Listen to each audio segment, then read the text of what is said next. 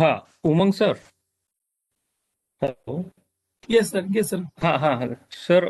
Can we start? Yes, sir. Okay. Yeah. Please Okay. start the Okay. session, sir. Okay. Yeah. Good morning, everyone. So I will welcome you all to the second day of the training. So now let's start the session. Just let me share my screen.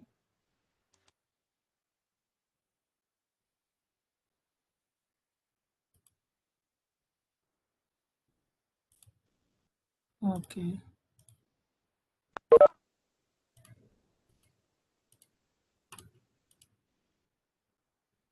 Can you see my screen, sir?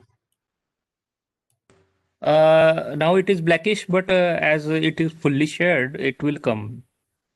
Wait 2 minutes, sir.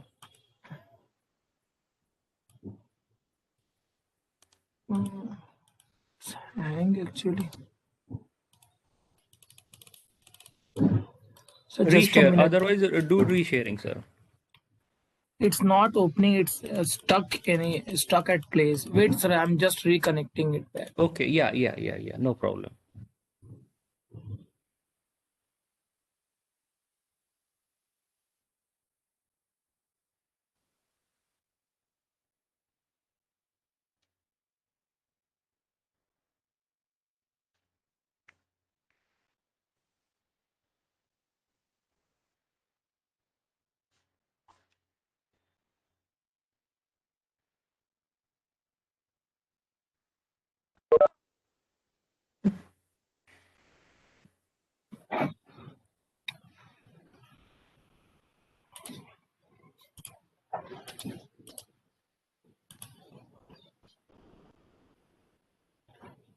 Okay. Now it's visible, right?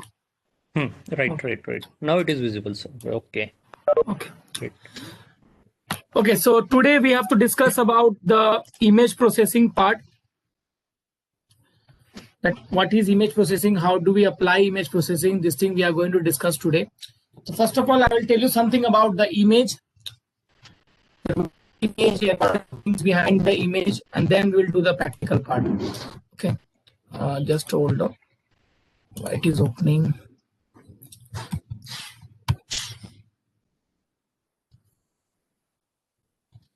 Okay, so now.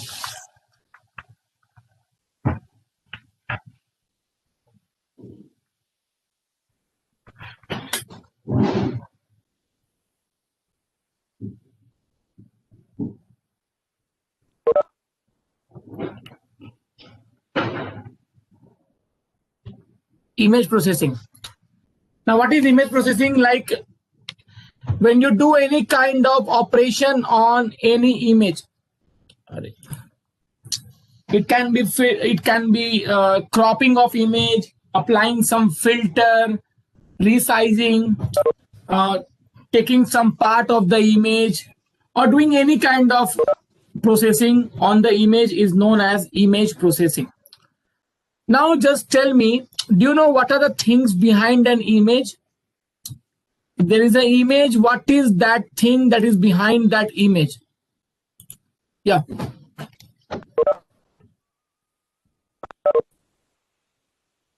Pixels, correct. See, basically we have two types of image. Two-dimensional image and three-dimensional image.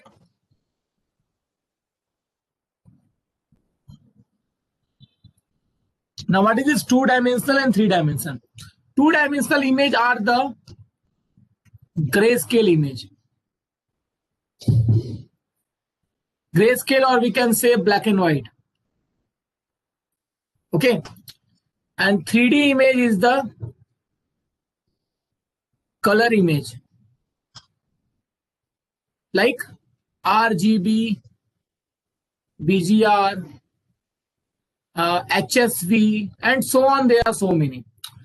So the color image is always a three-dimensional image, and the black and white image is always a two-dimensional image. So basically behind an image, there are some pixel value. There are some pixels value, and the pixel values are in the form of array, or you can say matrix. in the form of array. So if the array is a two-dimensional array, then that image will be the black and white image. And if the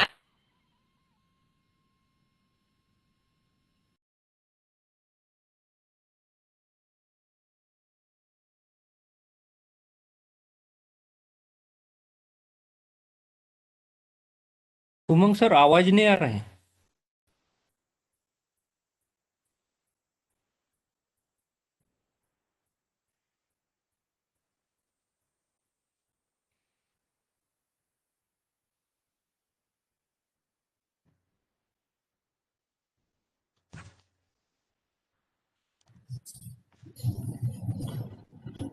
I think I am connected. What is connected? Sorry, I was disconnected. Now I think I am audible. Yeah. Okay. So I was saying that this image contains a pixel, and these pixels are in the form of array. So if the array is a two-dimensional array, then that will be the grayscale image or a black and white image. If the array is a three-dimensional array, then that will be a color image, or we can say the RGB or BGR or HSB image. Now, coming to the 2D image. Now, 2D image contains two color pixels. Which color two pixels? Black and white. Now, do you know what is the range of pixel for the color? Anybody? What is the range of pixels for the color? Yeah.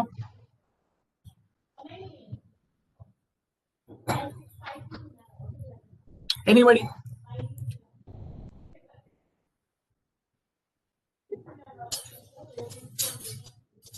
Okay, I think 0 to 1 for black and 0 to 255. No, basically it is 0 to 255.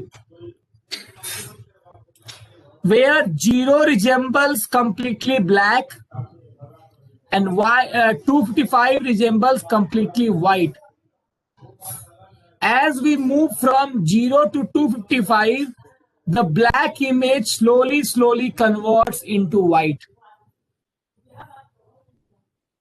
Am I clear? That's about the range. 0 to 255. 255 is the complete white, and you can see also, I'll show you. Simply, just a minute, let me move this panel.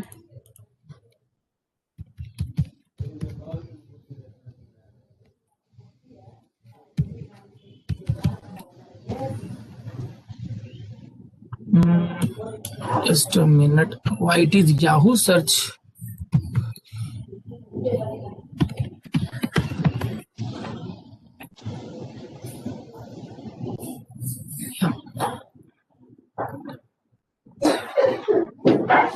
Wait, it's not here.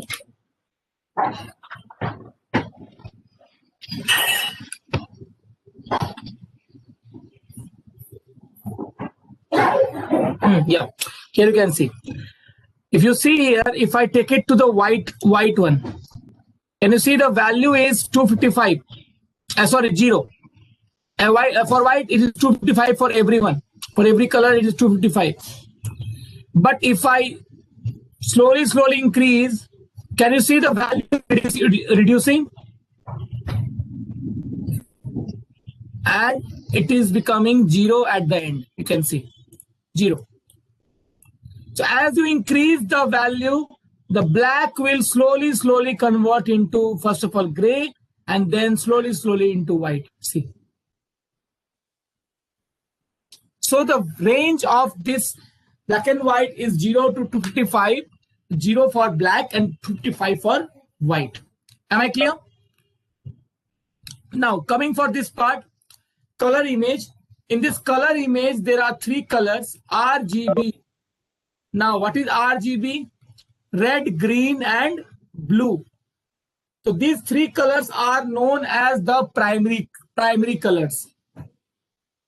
So why only these three colors are there? Because every color is made by the combination of these three colors only. And the range for all these three colors is same 0 to 255. According to this range, we make the colors. So if you see here, I'll show you. See, right now RGB value is 255 for everyone, for all the three colors. That's why the color is white. If I take R value as 0, green as 255 and blue as 255, so we get something like a bluish. If you take this one as 50, this one as 20, this one as suppose 80, accordingly the color will be like this. So whatever the value you give for these three colors, the color will be according to that color. Am I clear? So basically, by the combination of these colors, the images are made. How we make an image? If we make a painting, how the painting are made? By the combination of color only, na? Tell me. By the combination of color only. So like this, the image is also made by the combination of different colors. So I hope everybody is clear about the image, that what is the thing behind an image. It is just an array with some pixels value. Okay. Now let's do the practical related to this. So open the Google Colab and take a new file.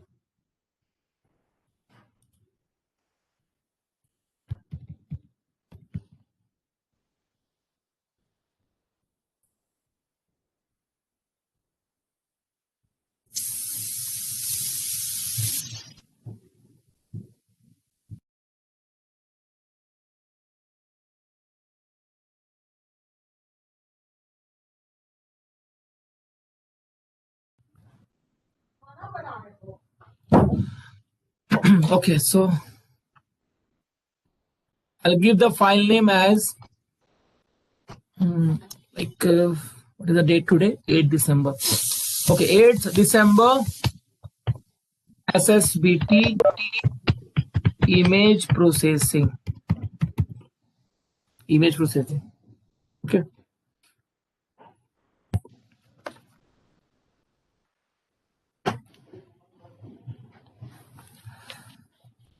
Okay, so I'm going to share the link of this file. In case if you want to get the reference of my code, you can get it from here. So this is the code. Take it. This is the link of my file. Now, for this image processing, the library that we are going to use is the OpenCV library. CV stands for computer vision. Okay, so I'll import that library.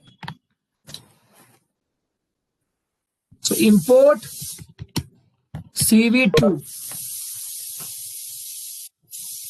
Import CV2. That's the library that we will be using for this image processing, computer vision. Okay, so execute this. It will take some time.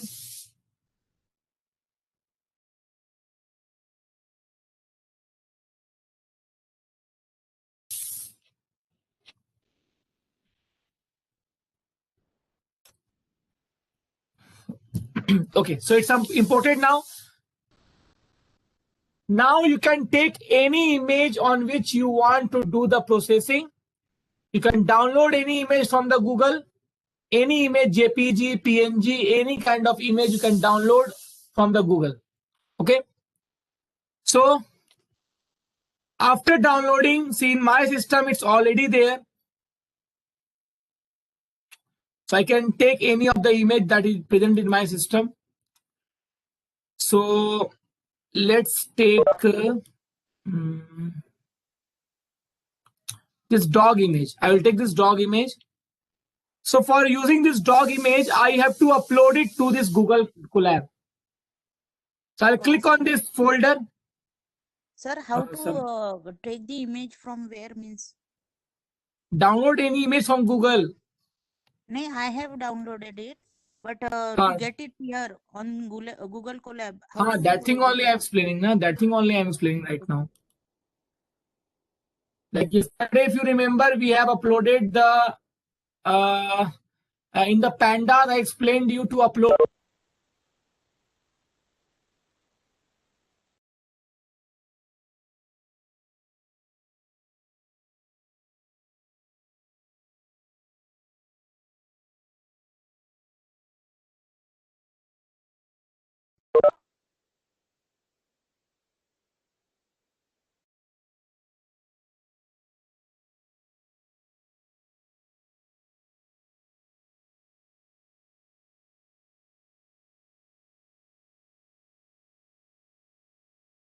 Hello, Umang sir. Aye.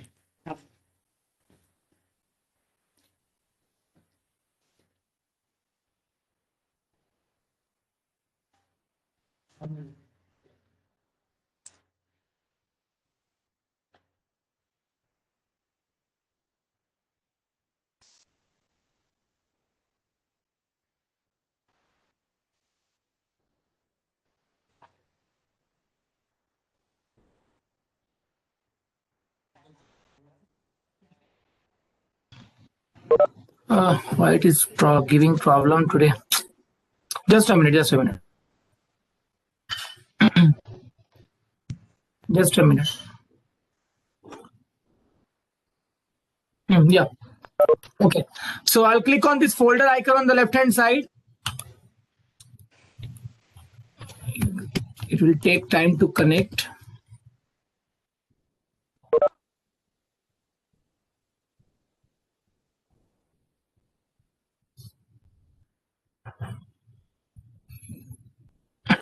Yeah, so you can click on this this upload button here and upload that image.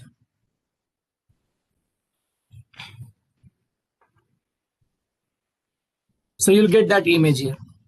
Please do it, all of you. I'll repeat, click on this folder icon, then this is the upload button. Click on this button and upload that image.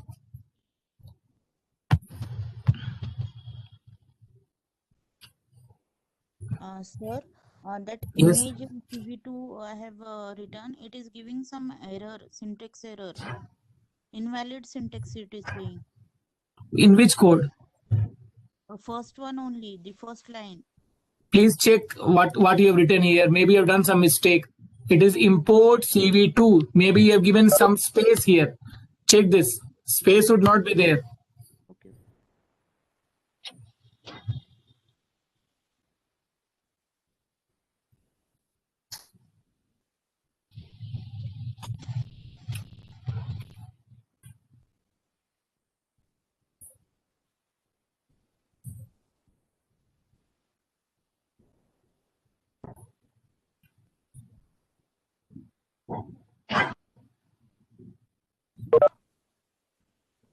Yeah, all of you have uploaded the image.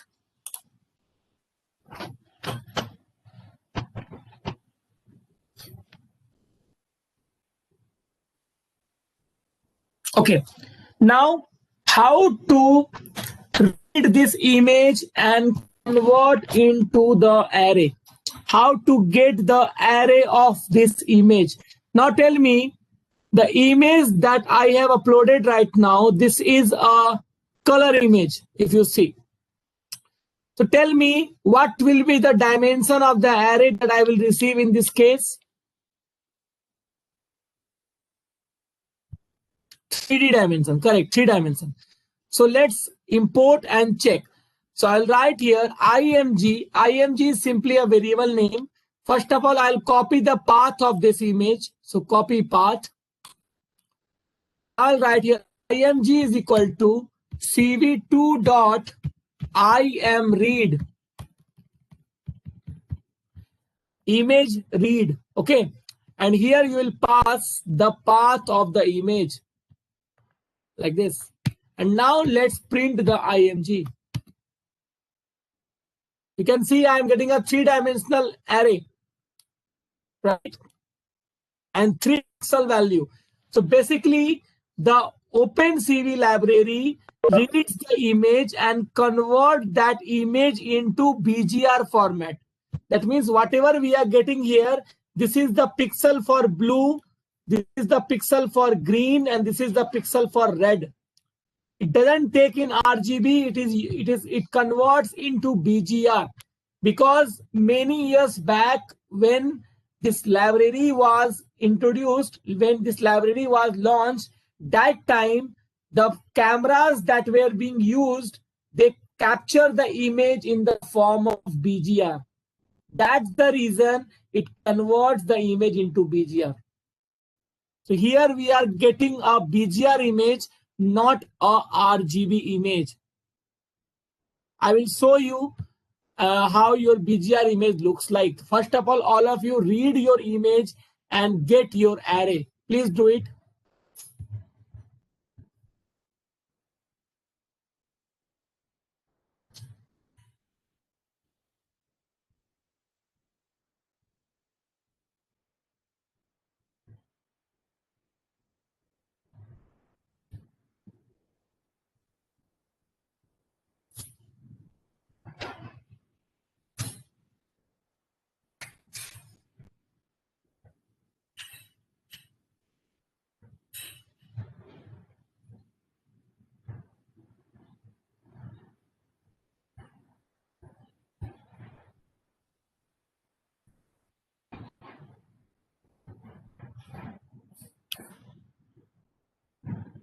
All of you have done? Got your array?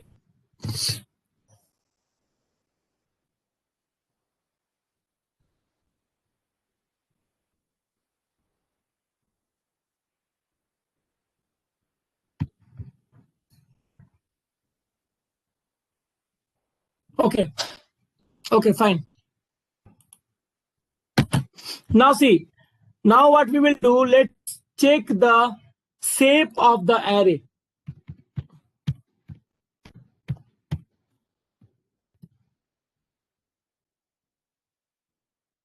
So it is 635, 642, sorry, 640, 3. That means, what is the meaning of this? If you remember yesterday, I explained that there are total 635 2D array of size 640, 3. And basically here, what does it mean? That there are totals, 634 is the height, is the height. That means the number of rows. This is the width, that is number of columns. And this is the number of channel, that is RGB. So we can say the first one is the height, that is number of rows. Second one is the width of the image, that is number of columns. And the third one is the channels, number of channels, and that is RGB. Basically, this is BGR. That means my image, if you look to my image, if I go to properties of my image,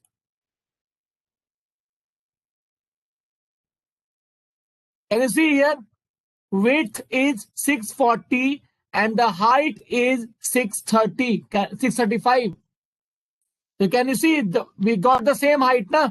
635 and 640 is the width. If you see the properties of my image. See. Okay. So now let's display this image. So for displaying the image, we will use one library, import matplotlib.pyplot as plt. This library is used for any kind of data visualization, to display different graph, or you can display image. Basically, you can display graph using this library. That means we are going to plot the pixel value in the form of graph. So that graph will become an image actually. Okay. So let's plot plt.plot, plt.imshow. That means image show. And here you will pass img and then plt.show. Now see. Now can you see? What kind of image we are getting? Originally, my image is this, but I am getting this. So basically, the red is looking as blue and blue is looking as, so it has reversed the color. Am I right? Me.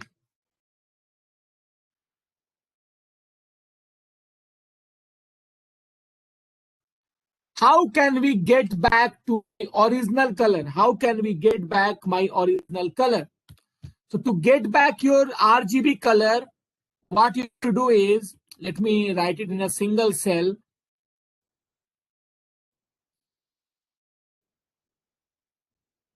I will include one line here. IMG is equal to CV2 dot CVT color. That means convert color. Convert color. And here you will pass IMG, comma, CV2 dot color underscore BGR2 RGB. This is the predefined function.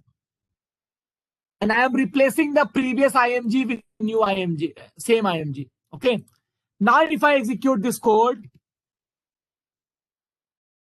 you can see I'm getting my original image. And one more thing that you may face in future. This line not only convert BGR to RGB, it can also convert RGB to BGR. I'll explain you what I'm trying to say. See, if I execute it again, you are getting the same image every time. See, every time you are getting the same image. No difference. But if I give this line separately, now tell me, after executing this code, this IMG is in which format? BGR or RGB?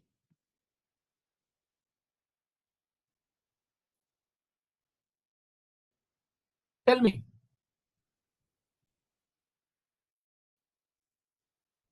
No. Here. Right now it is BGR. Right now it is BGR. Right? Now if I execute this code, that BGR will convert to RGB. Right? So if I execute this, I will be getting the correct output. See. But now tell me, currently this IMG is in which format? RGB only? Right now. So if I execute this code again, it will convert to BGR. See, I'll show you. See. So did you get my point, what I'm trying to say? That this code will convert RGB to BGR or BGR to RGB also. See, if I execute this code again, it will again do it to RGB. See, alternately it is working. Yeah, it swapped the column. Yes, swap the color actually, not columns, color. But columns you can say. So basically, when you do this conversion, always take in a group.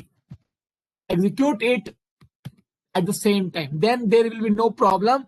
Anytime you will run, you will always get RGB. Okay. So original color, please do it.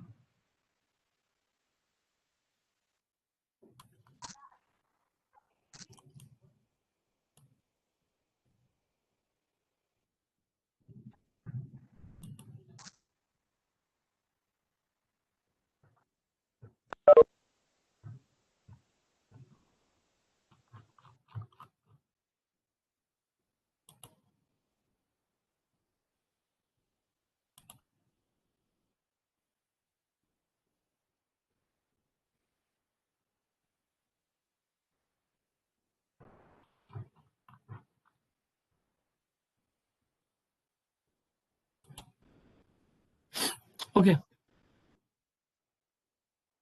CV2. Ha, Ganesh, CV2.im so function is available, but it will not work on Google Colab. On Google Colab, it doesn't work because CV2.im so function opens a new window. Right?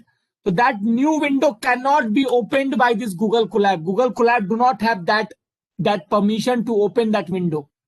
That's why this will not work on Google Colab. But if you do that, the same code in the Python in the normal, if you install in your local system and you do it there, then that will work. Am I clear? That will work in there. Okay.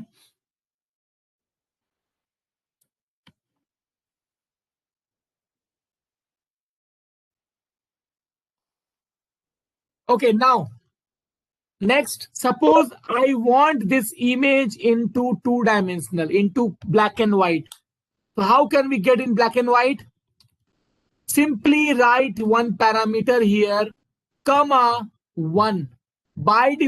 Comma 0. By default, it is 1. So give 0, you will be getting a black and white image. See.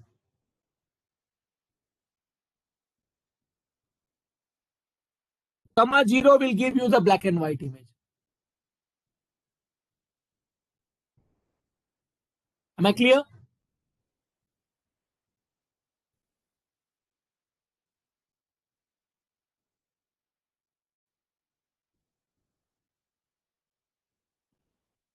Okay.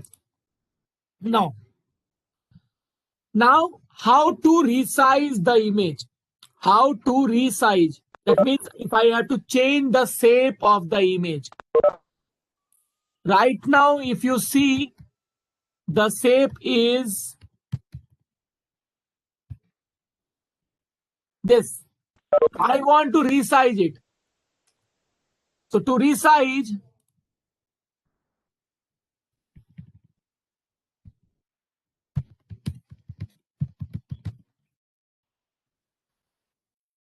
let's take here. You can take another variable, or if you want to take a same variable, you can take same also.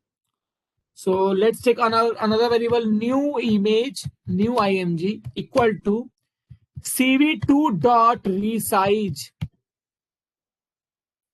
And here you will pass the image that you want to convert.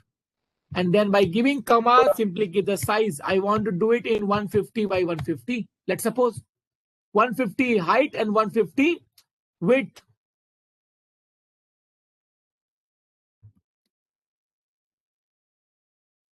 Now that's, wait. Here I have to pass new image. You can see that's my 150 by 150. If you see the shape now, sorry. You can see 150 by 3. So this is how you can resize the image to any size. Any size you can take, whatever you want to take. It will convert that. So basically here we are compressing the image. We are compressing it. Okay. Do it. Do these two things.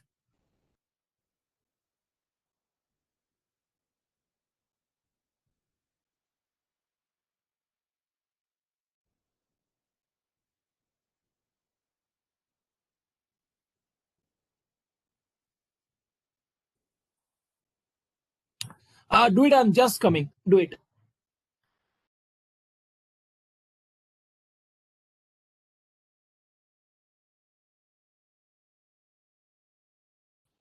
Okay, it's done. Okay, complete, please.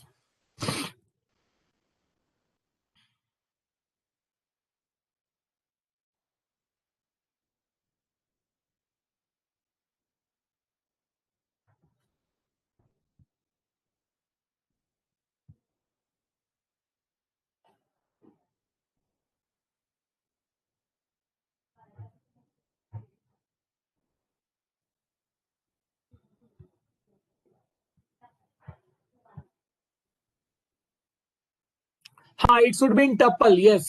Size should be given in tuple. Yes.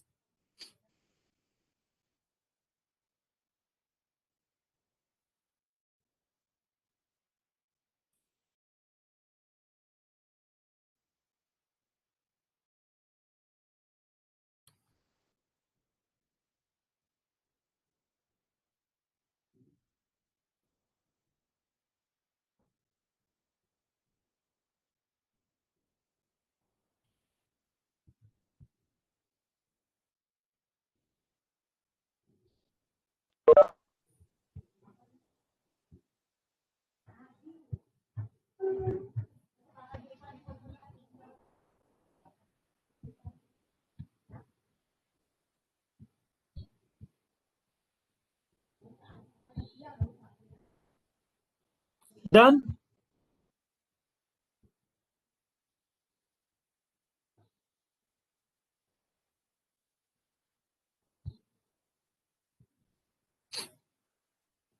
Okay. Now the next one is how to crop the image.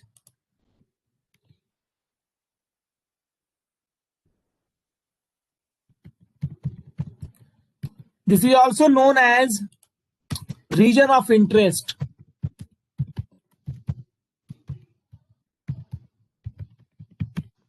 Region of interest. Now, I am taking an example of this dog image. You can do it for your own image. Okay? Let's suppose, first of all, let me display my image.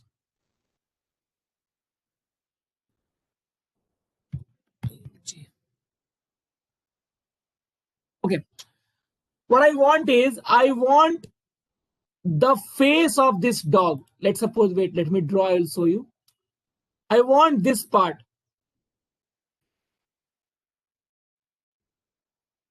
This part. Okay. I want to crop this part. So basically, whatever the part you want to crop, you have to know the range of the values of X and Y. That means the width and the height. Okay, sir. Okay. Okay, Pankaj sir. Okay. No problem. So if you see here, on the X-axis, what is the approximate range on the X-axis in my case? In your image, it may be different. But tell me for my image, what is the approximate range for X-axis? Range of value. See.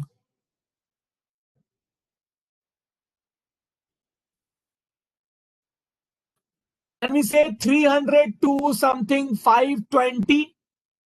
520 or 530? Yeah. And if I talk about Y-axis, it is somewhat 70 to 80, 70, 80 to approximately 300 or 290. Yeah. Can we say that? So this thing only we have to use. Okay. So what I'll write here, let's take here crop image equal to, just you have to use the concept of slicing. So IMG, first of all, you have to pass the range of your Y-axis. So tell me what was the range for my Y-axis. Let's take 90 to or 70 to 290. Okay, comma. Now coming for the X-axis. X-axis is 300 to approximately 550.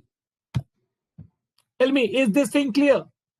This is the range for Y and this is the range for X. Okay. Now let's see how my image we are getting. How is the image we are getting?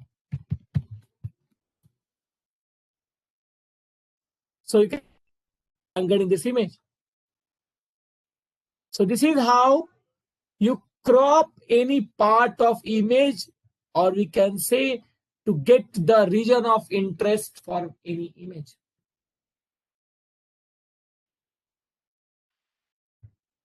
So this is how you can crop. Now you can do with your own image. Do it.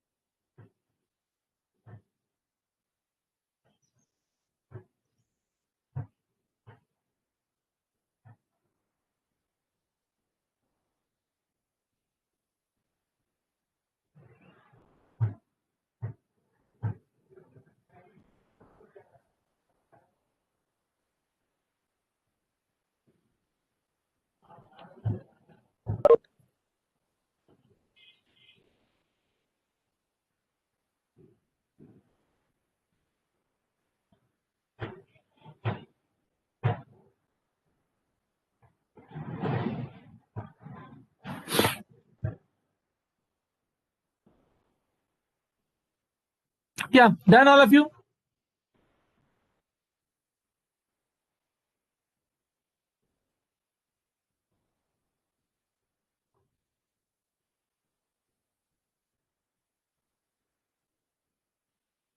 Okay.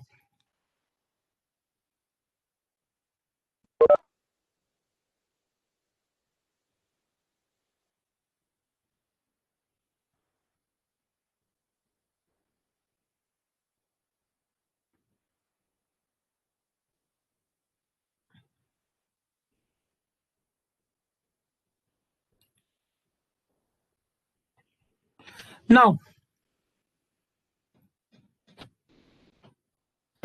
next one is how to save an image to a different location.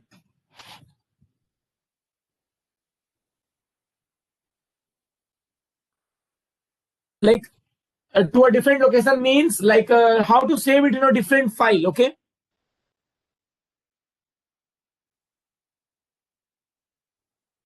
Now see, let's suppose I want to save this image only. I want to save this image, crop image only. So how can we save this? To save this image,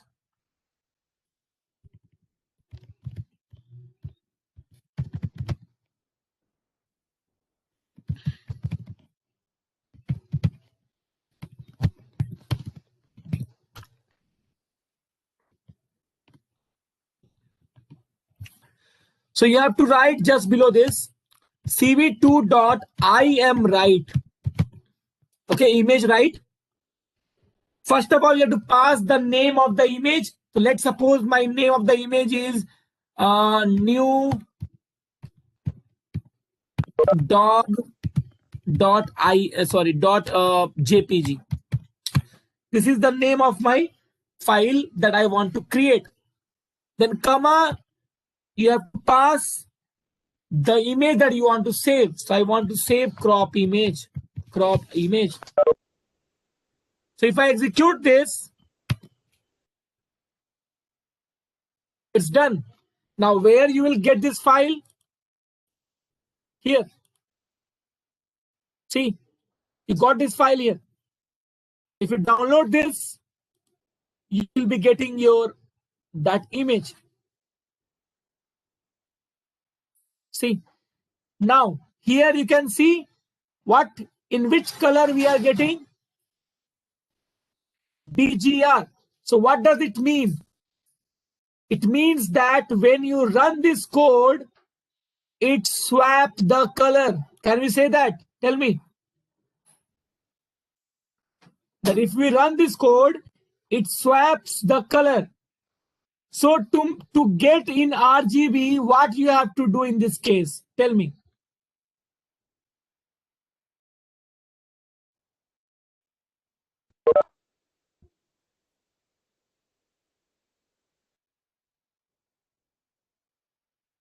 Yeah.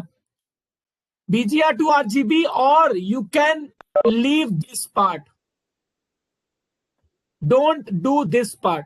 Correct. Remove the above conversion line. Remove this part. If you remove this part, and if I execute this again,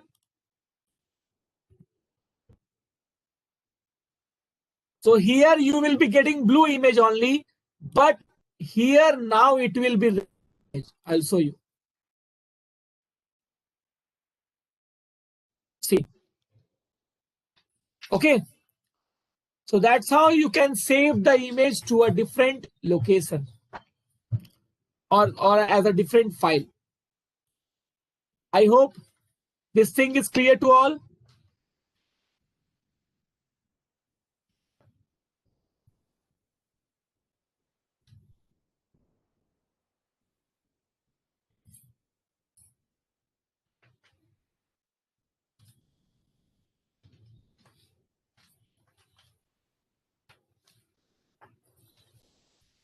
Not able to do the cropping for your image. Okay, Susmita, how can I help you in this? Like, just share the link of that image that you have used from where you have share that link, or you share your collab file. do one thing. Achha, it's in your system. Do one thing. You can upload your image in the Google Drive and share the link of that image, because I cannot help you without that. Sir, If you can can you share that image. sir, can you just repeat like Yeah. how we are taking this y-axis and x-axis again? Okay. Yeah. See, this is my original image. I think this is only original image. No. Wait.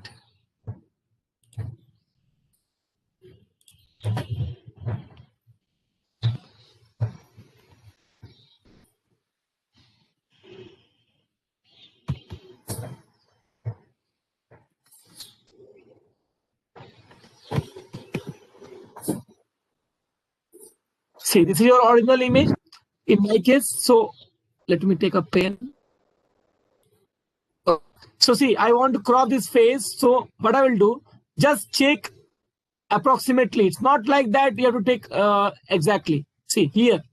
If you see here, I want up to this part. So here the range is approximately, we can say 80, 90 here, 80 or 90 something.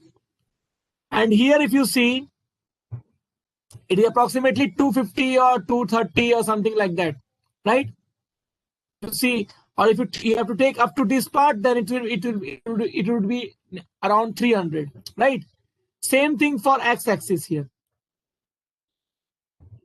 See, this is approximately 300, and this is approximately 550, like this. Clear? Yes, sir. Okay, sir.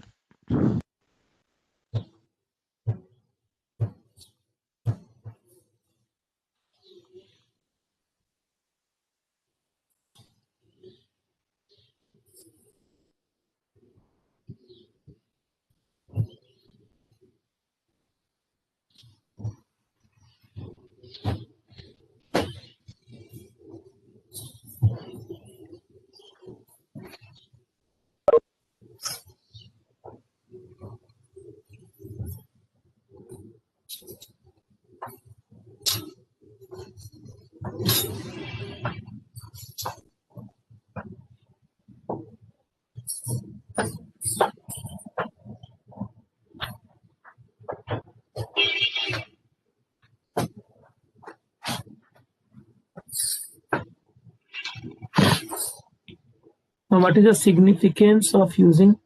See, there is no significance of using BGR. What I told now, that by default it takes into BGR, because when this library was developed in that time, long years back, the camera that were used in the market that captures the image into BGR format. Okay, that is why it takes into BGR. Okay.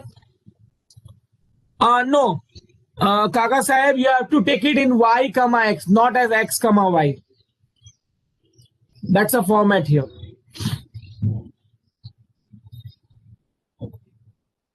It is a syntax that you have to take the Y axis first and then X axis second.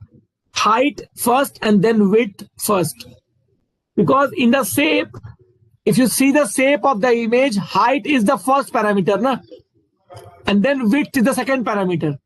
That is why you have to take height first and then width second. Okay.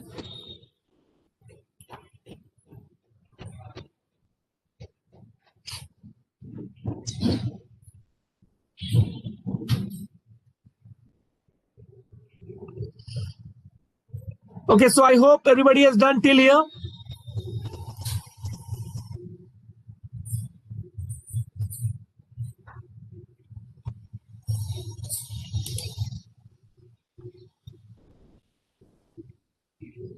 Okay, now the last part of this image processing, how to detect face from an image, from a human image, human face. I want to detect a human face from the image, and after detecting the human face, I want to draw a rectangle on that image, on that face. Like, as for example,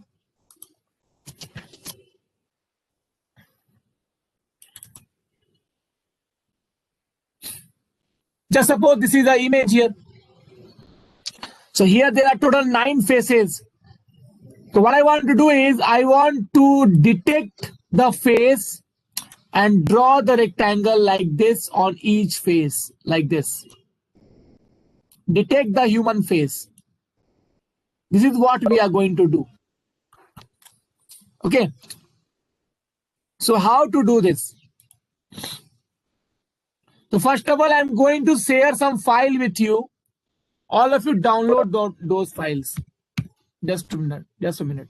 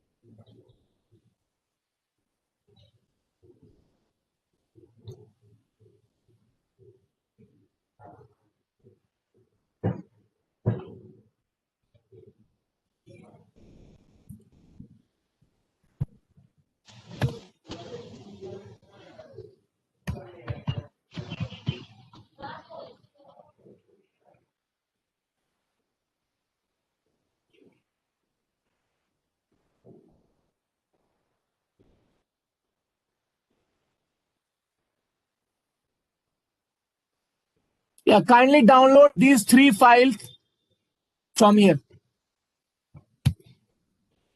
I've given the link on the chat. Kindly open that link and download.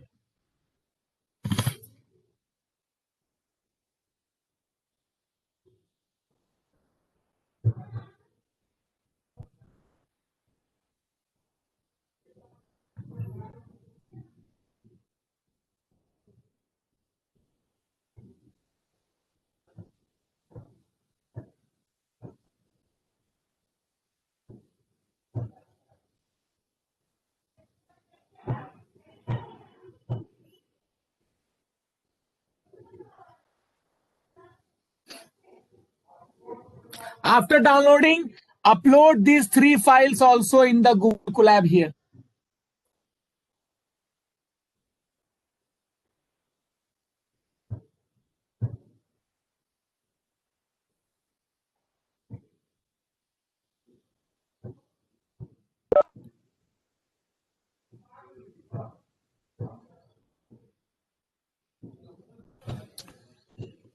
Uh,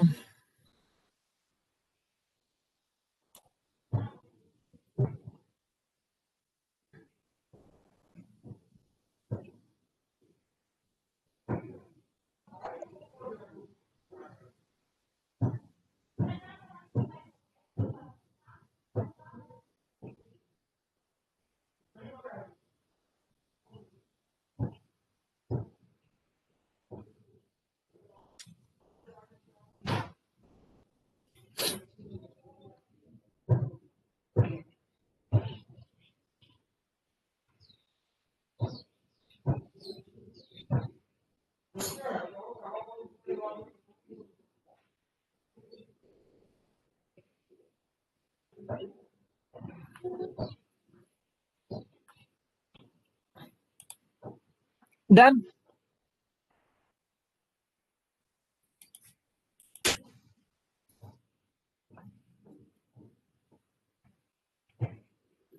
Okay. Now, if you see, I have shared 3 files, right? The first file, I hope you understand this. This is the image which we will be using right now to detect the face. Okay. Second one and third one is a XML file. This file is known as the Har Cascade Classifier file. Har Cascade Classifier. You can search on Google.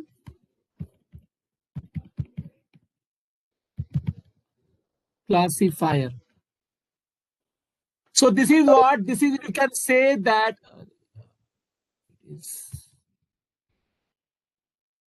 this is basically a pre-trained library or model which has been trained or before, which has been trained to detect the human face from the image or from the camera or from the video. It's a pre-trained model. It's already a library that's already created. We can use it to detect the face from the image, human face. Okay, so you can easily download this file from the website. You can download, like you can write here, Haas cartridge classifier files. You can go to this GitHub link and you will get all the classifier files related to this. So right now, this face.xml that I am using here, this file is actually this file. Har cascade frontal face underscore default.xml that detects the front face. This is what we are going to use right now. And the other file that I'm going to use right now is this one, har cascade underscore I.xml. This one. I simply renamed the file.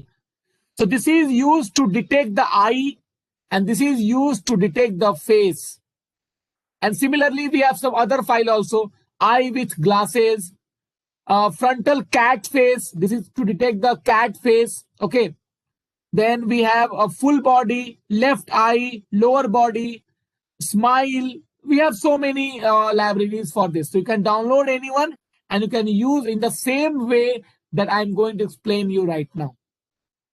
It's a predefined library, already it's trained.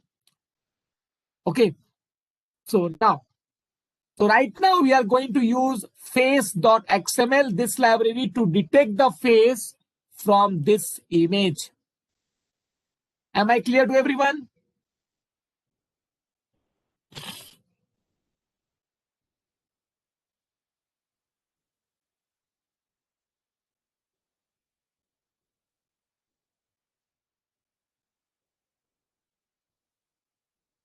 Okay.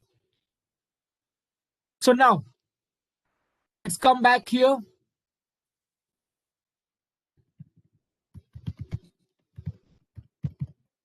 First of all, let's read that image.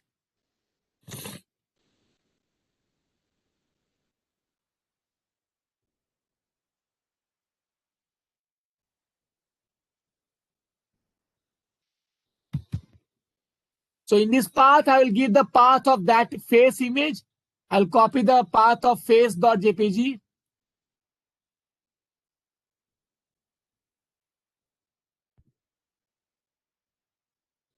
Yeah, that's my image you can see here. So all of you, please read your image first.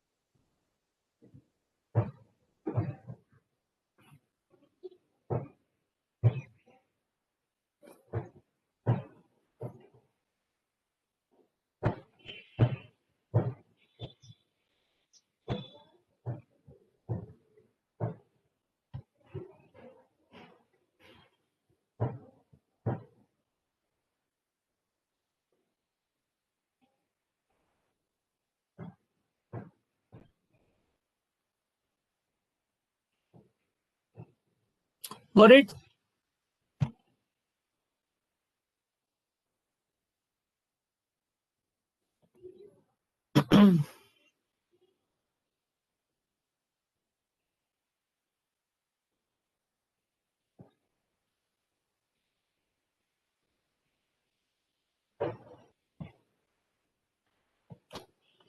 Yeah. Tell me, all of you, have you got this image?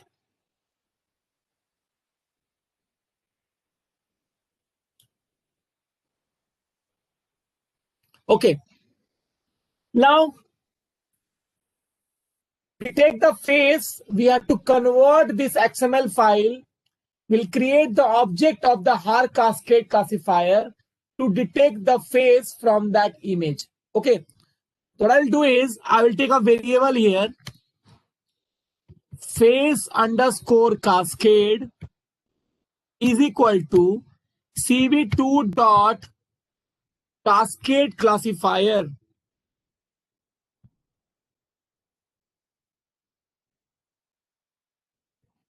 I think C is capital. Cascade classifier, and here I will pass the path of that XML file, face.xml file. So I'll copy the face.xml file path and I will paste here. This will be converted into Har cascade object. Okay. And now we are ready to detect the face from the image. So Someone was just saying one something? question. Yes, sir. Yeah, tell me. Sir, here, like with this line of code, what we are doing, as per you, we are creating object of XML file, right? Object for cascade classifier. You can say XML file. Yes. Object of this, I mean XML file, and basically to detect faces, only the faces in the image, Yes, right? yes, yes, Yeah, yes. okay. Take the face. So I will write here faces is equal to, I'll use this object face cascade dot detect multiscale. Now this detect multiscale is the function to detect the feature from the image. Now this feature can be the face, it can be eye, it can be anything that is related to this file. If I'm using the face.xml, it will be detecting the face one. So whatever the XML file you will be using here, that will be detected. Okay. So I will pass here the image through which I want to detect. So I will pass here img.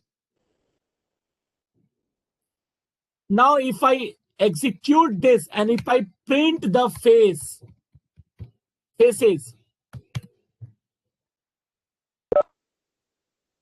Now can you see what I'm getting here?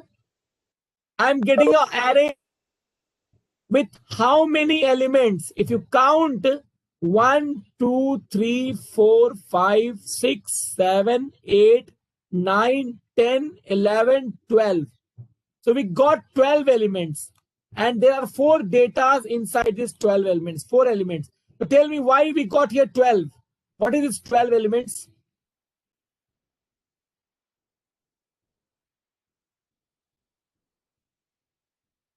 So Yeah, 12 this is people for in the image.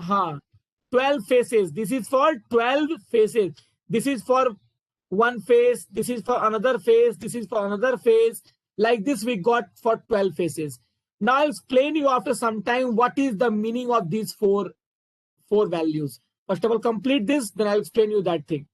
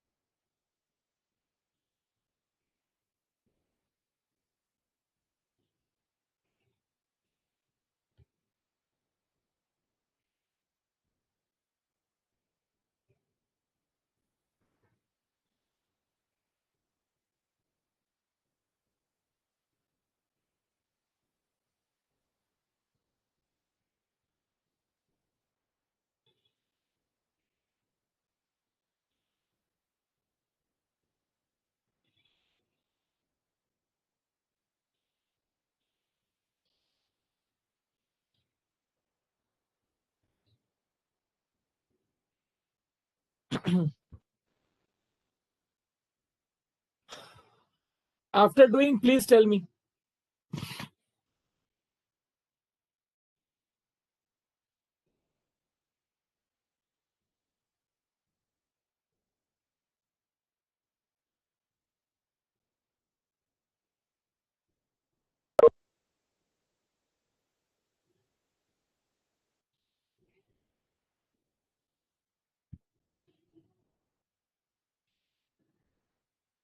Okay, I hope everybody has done.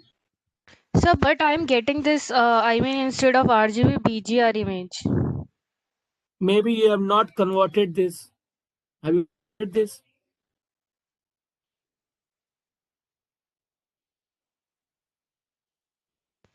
Yes, sir. Maybe first and second line I have to keep in. You have to keep Yeah, it. yeah, You don't keep yeah. it separately. I told you, Okay. explain in the beginning, na? Don't keep it separately.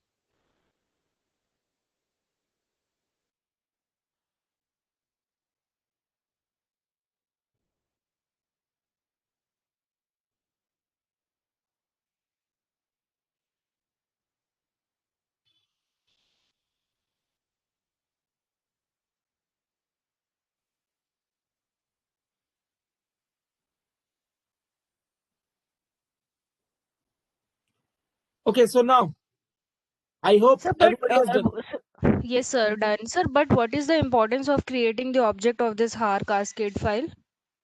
I mean, if you will not create the object, how you will use this function? Because we have to use To this now. So directly. see, if you have to use any function, now you have to create the object for that. Otherwise, you cannot use that, na? Because we have to call this file. If you will not call this file, how can we use this? So for calling this file, you have to create the object for this. Okay, sir. Okay. Now what is these 4 parameters here?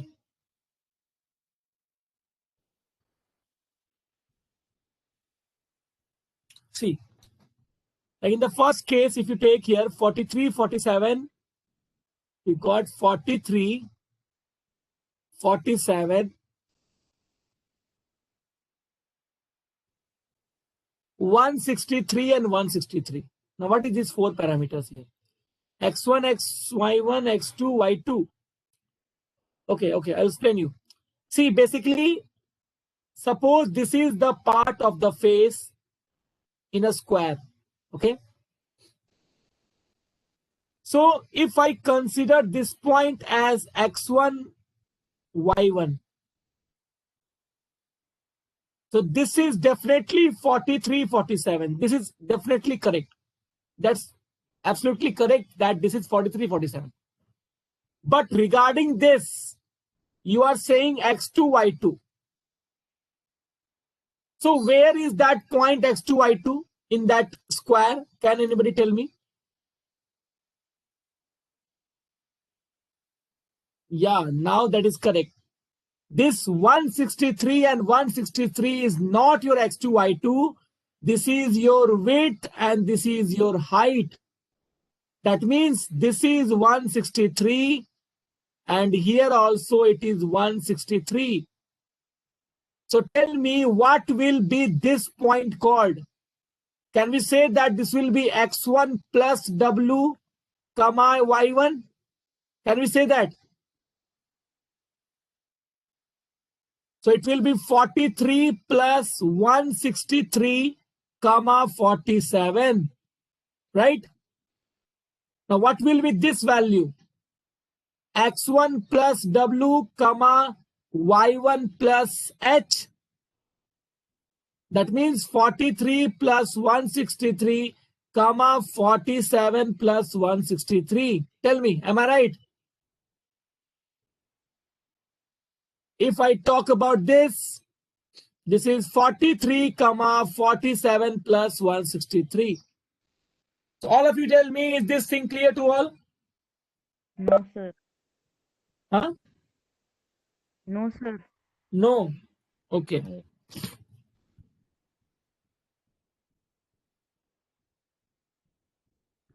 Let's see again. I got this value.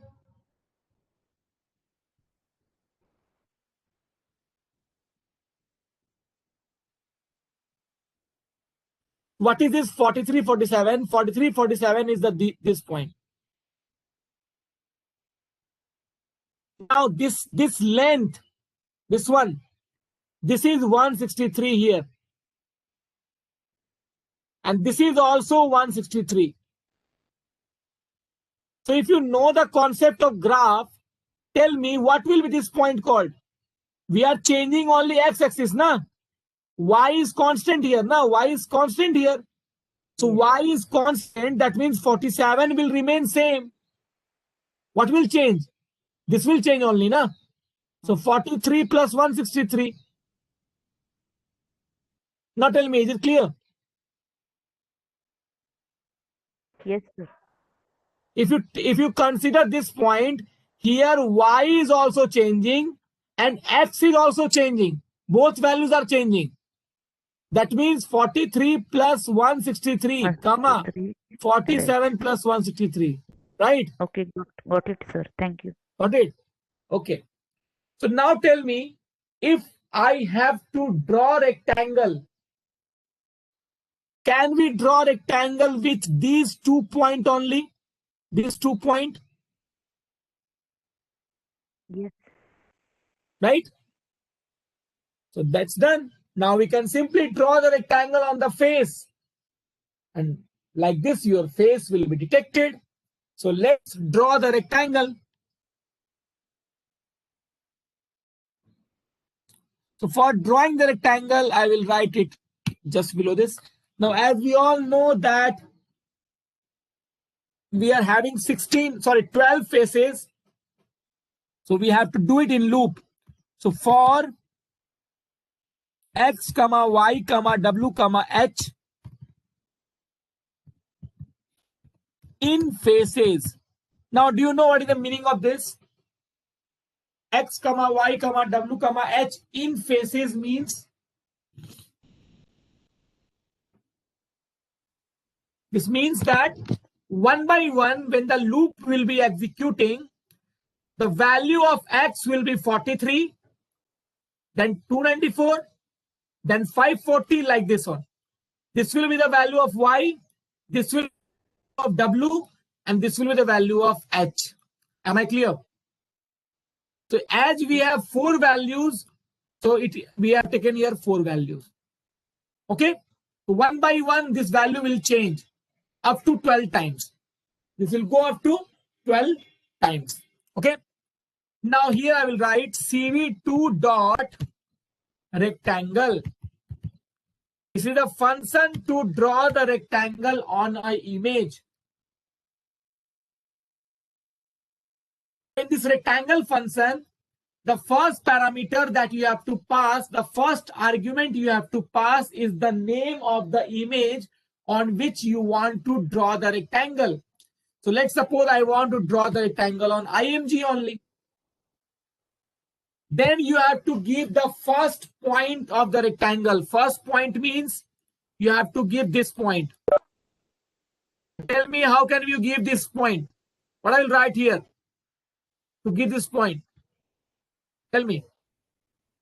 Yeah, correct. X, comma, y. X, comma, y. Second point will be your diagonal point. This one. This one will be what?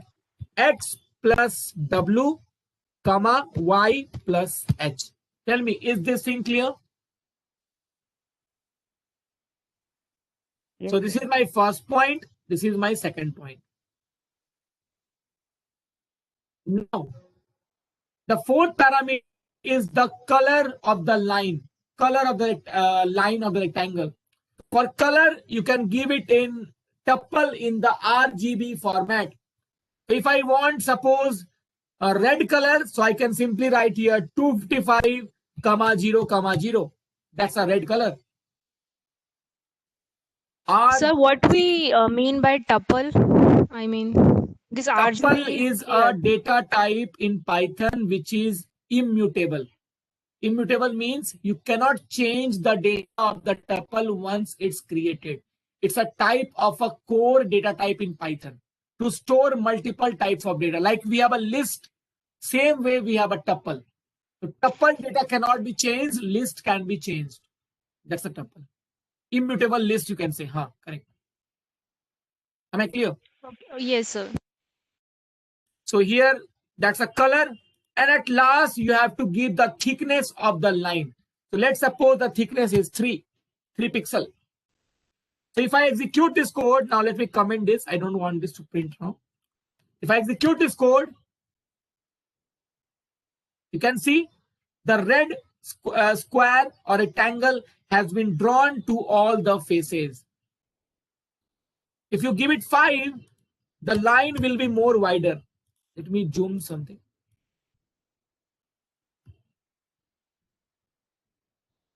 See, it is more bolder. Okay. If you want to give blue color, let's write here blue, and here I will write 255. See, it's a blue color. So whatever color you want, you can give. So that's how you detect the face and draw the rectangle on each face. Please do it. Just complete. I'm just coming in a minute. Complete this.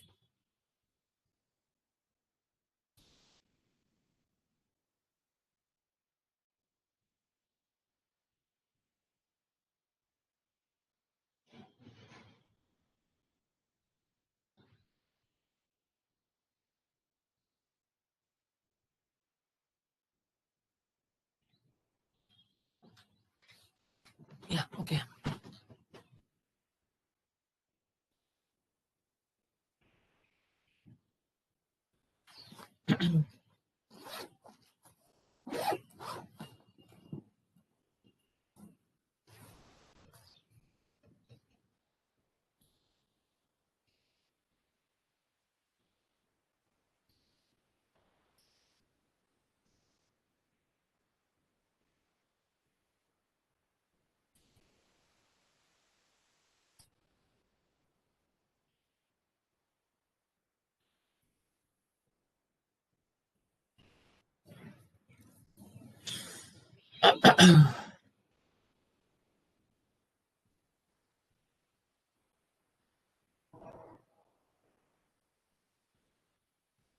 And in a similar way, you can do it for any image, not only for this image.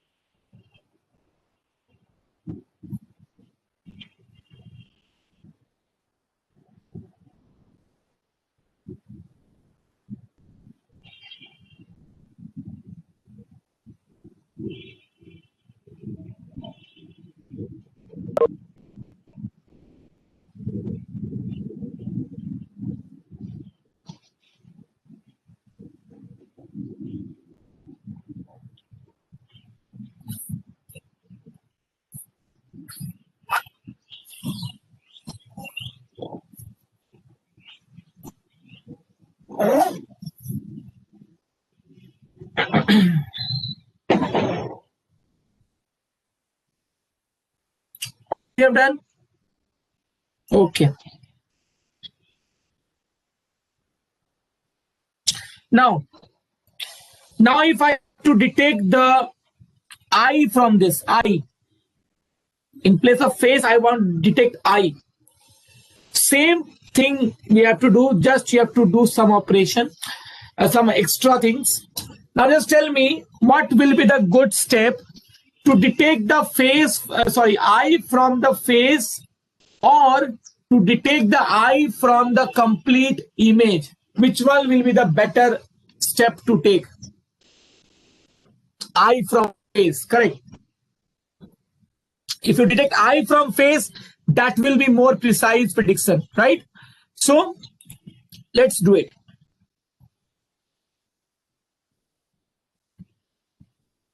So I'll write here eye detection. So for eye detection, first of all, we will detect the face. So already it's detected. And now I will be creating the object for the eye. So I'll write here eye cascade. And here I will write eye.xml. Okay. Then this line will be written in this loop because one by one I have to take the face. Now tell me, here it is written, wait, I'll write here I is equal to I cascade dot detect multiscale. Now here this image is correct or we have to pass anything else here? Tell me. Maybe dimensions, sir. Yes, if I am passing here image, that means I am passing the complete image, but we have to pass the face. So how can I slice out the face from this? Can we write here y colon y plus h comma x colon x plus w? Tell me, can we write this? This will be only face, na? This will be the correct way. Now, as we all know, we have two eyes. So we will be getting two pixel values or two data. So for this also, we have to use the loop. So for EX, EY, EW, EH in eyes, and let's draw the rectangle for that also. Here I will pass this. Okay. Now here it will be EX, EY, EX, EW, EY, EH. Let's give the color as red. Sir, can you just repeat what we are doing? Like we have passed the face in this line after that.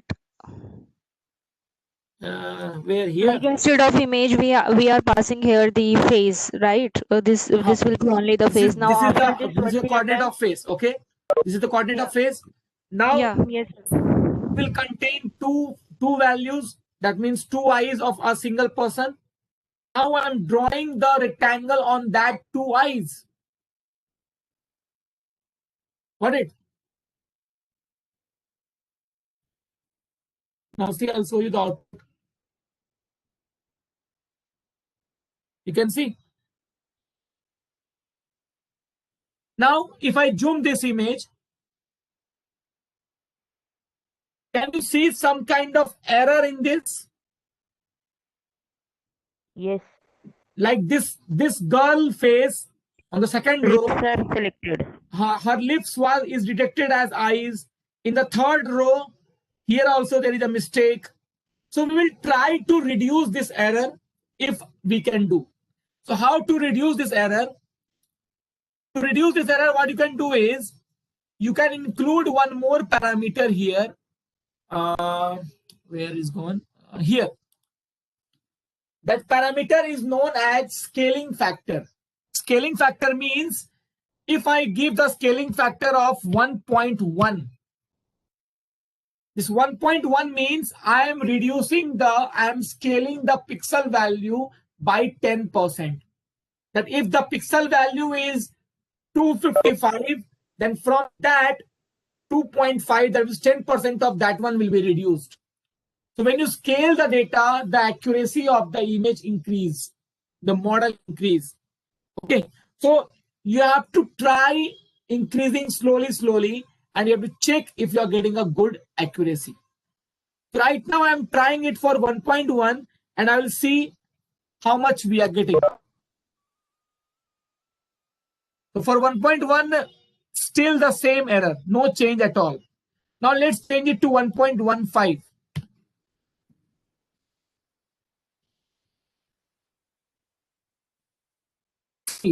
From the third row, this third row first girl, that error is removed. Can you see, all of you?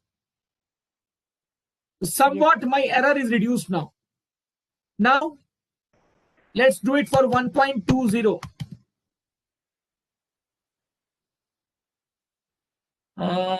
Again, this nose is detected. So I think if I do it 1.18,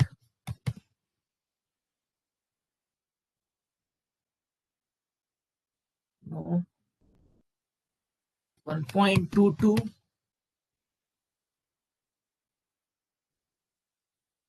Yeah. Now that is perfectly fine. Only this second row, third girl, one eye is not detected. But actually, this is not an error because her face is turned. So maybe there is a problem of that detection. Okay. So we'll try to solve that also if we can do that. Let's do it 1.25. So no. Again, we got an error in the fourth row.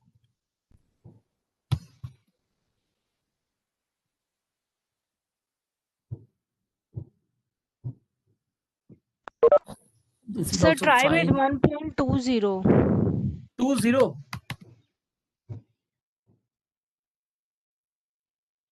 No, see the third face here, third row, first girl, nose is detected here. That is an error.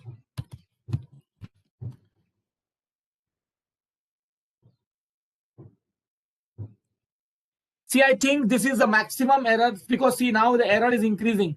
So 1.22 is the maximum accuracy that you can get here. This is the maximum accuracy. See, we can ignore this girl face because you can see this girl has turned his face and her eye is also closed. Can you see, all of you? See this eye here. It's somewhat closed here. She has turned the face also.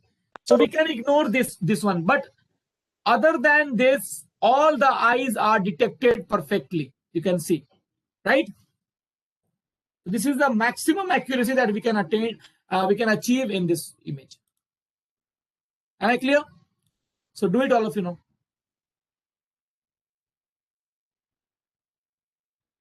I'll share this code on the chat. So that is how you can detect the eye. That's how you can detect any of the feature using the Har cascade file.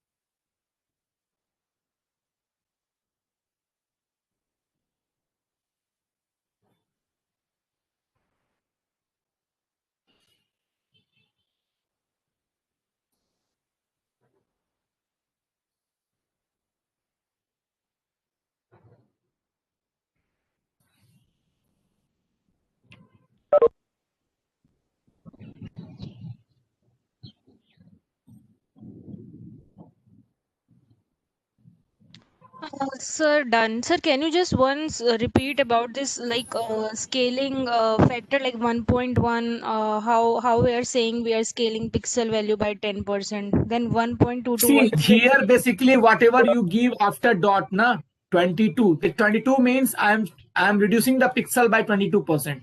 If you give here 50, that means 50%. If you give 2.1, that means 110%. That's the meaning of this scaling factor. That means you are reducing the pixel by 10%, means from every pixel value, 10% of that value will be reduced. Got it? Can we do it? Yes, Pratik, we can do any kind of thing using the image processing. We have so many things, but we cannot cover all these things. I will do one thing. I will share one PDF file, or you can also download the PDF file of OpenCV. Simply search on Google OpenCV documentation. In that file, you will get each and everything, and they have explained it so well. You can use that to do this. Okay. Sir, it means like on reducing the pixel by 22%, we are getting maximum accuracy, right? Right.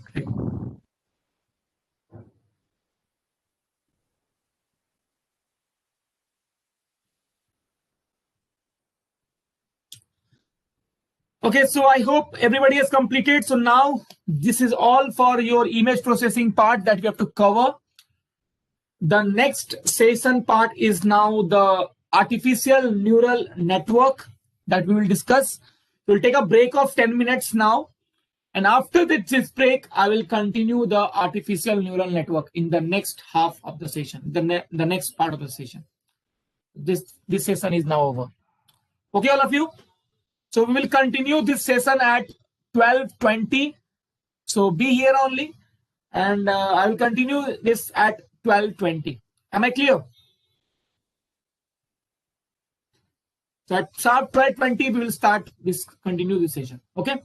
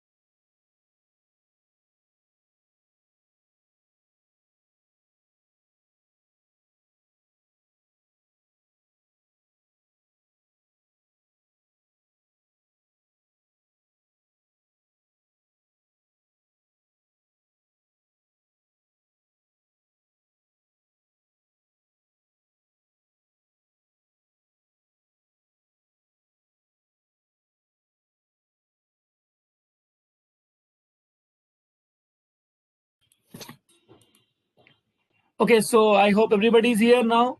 We'll start continuation now.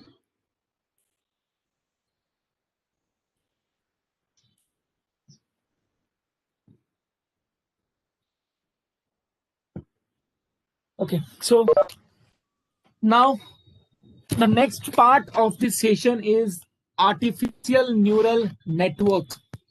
Okay, this is what we are going to discuss now.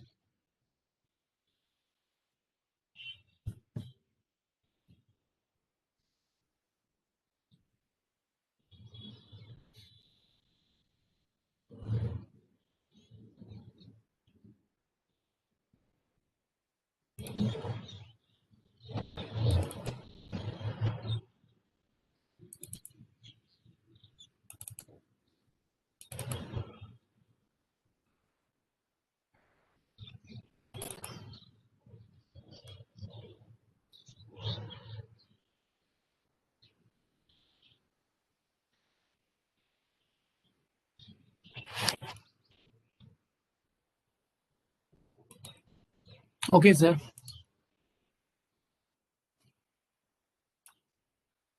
Okay, so neural network.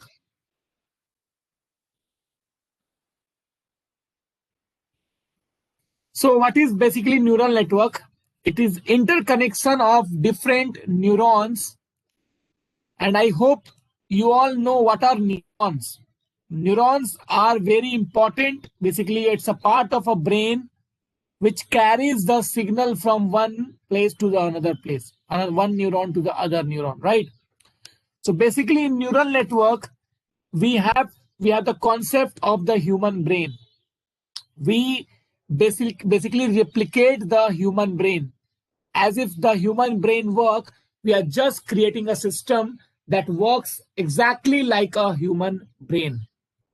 Okay. So basically, this is a part of a deep learning. Just a minute. Let me take a pen. Deep learning. Basically, deep learning contains three things. First of all, is ANN, that is artificial neural network. Second one is the CNN, that is convolutional neural network. And the third one is the RNN, that is recurrent neural network. So ANN, basically we use this for the text data set. You can use it for image also, but for the text one, it works better. CNN, we generally use it for image data set.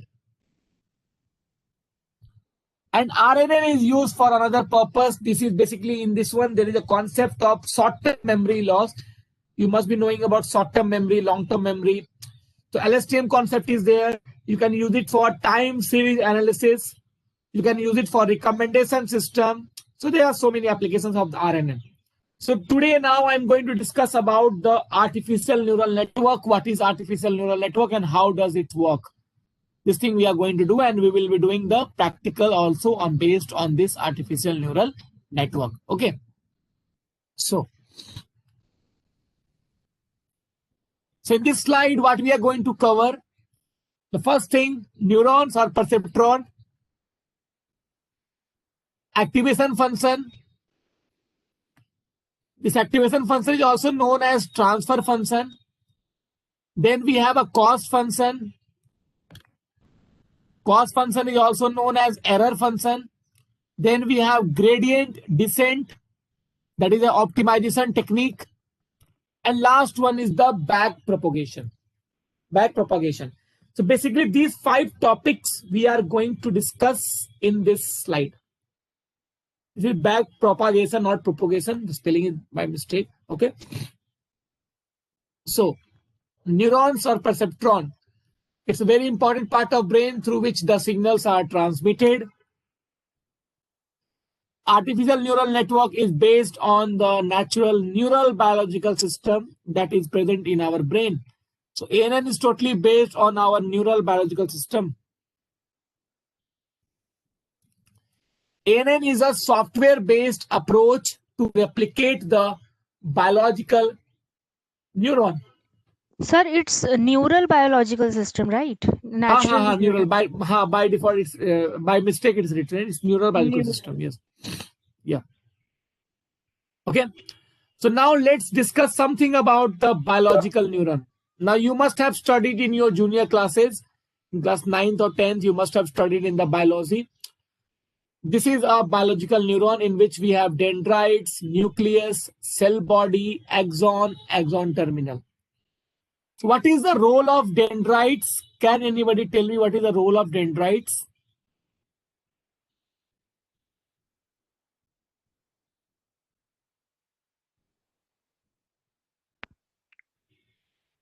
Anyone?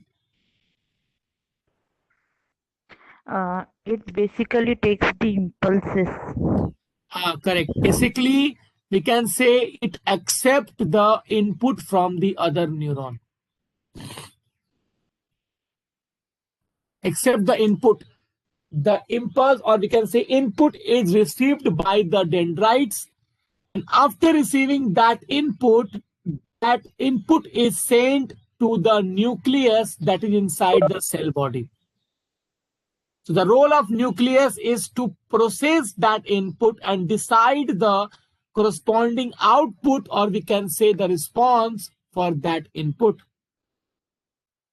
Further, that output that is decided, that is that we have to get, is transferred, or we can say transmitted through the axon to the axon terminal. It comes here, and through the axon terminal it is sent to the other neuron. So this is the working of a normal biological neuron that we have in our brain. So your artificial neural network is also based on the same concept. Now let's discuss about biological neuron. This is about your biological neuron.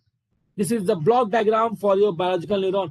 Now let me explain you in the whiteboard this complete thing in detail. Let's do it there. And I come back to this. Close this all.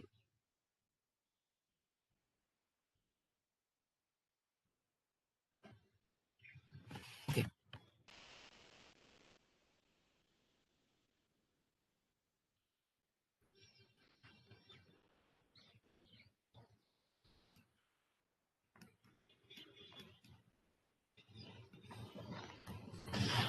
See, how does it work basically? Let us consider an example. Let's consider that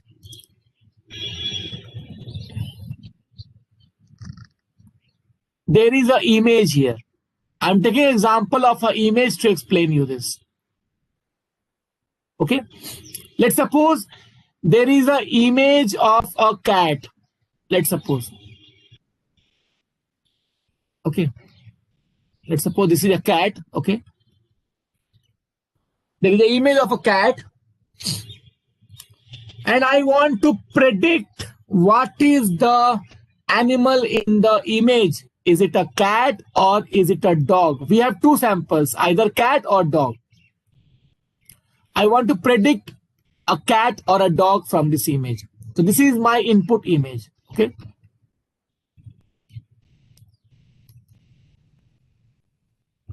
So with the help of ANN, I want to do this. So what we will do this in this case, see, basically ANN, it contains, there are two types of ANN basically. Let me explain you here first. Here.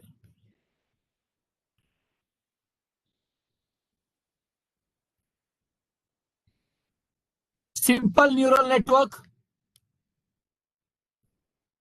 and multiple neural network, multi-layer neural network, multi-layer neural network. Simple neural network means there are only two layers. Input layer and next one is the output layer. There are two layers, input and output. That's all. In multi-layer, in between the input and output, there is one or more than one layer also, and that layer is also known as hidden layer.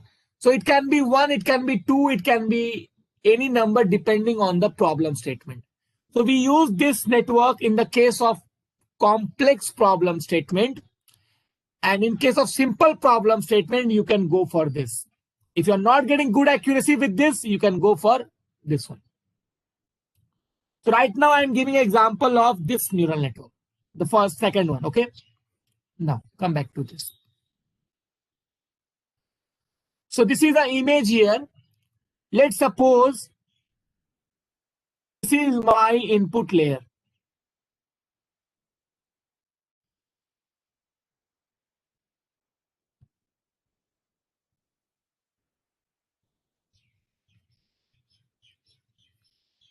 Okay, this is my input layer. Now what we have done, we have applied some kind of image processing technique and divided this image into two inputs, like first input, second input.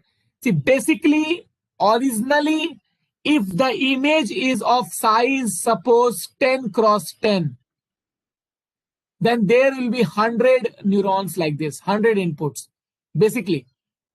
But right now I'm taking example of two inputs. Okay. So these two inputs are my two neurons. So here basically we are taking the example of two neurons. It can be any number of neurons that I'll explain you in the practical. Okay. But right now, for simplification, for understanding, for explanation, I am taking the example of two neurons that is present in my input layer. Now after this, the next layer will be your hidden layer. So let's take one hidden layer. And in one hidden layer, I am taking, suppose, 3 neurons. Just don't confuse with the number of neurons. I'll explain this in the practical, okay? Right now, just consider that we are taking 3 neurons here. Okay? Now coming to the output layer. Now in output layer, number of neurons is very important. You have to take number of neurons according to your output. Now tell me, what is our expected output right now? What is our expected output?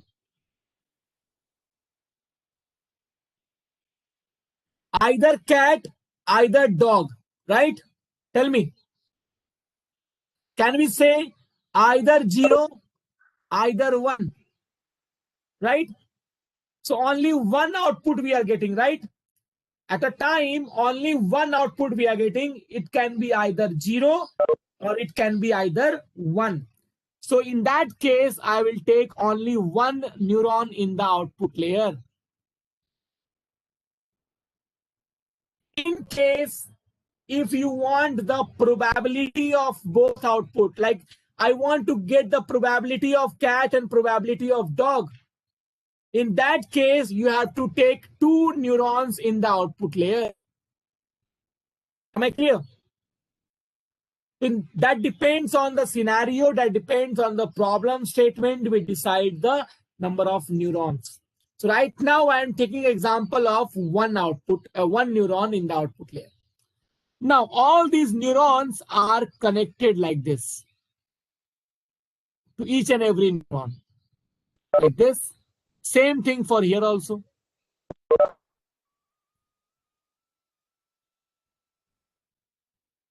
Now same for here,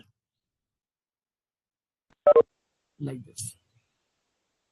Okay, let's take a different color for this. This one, and this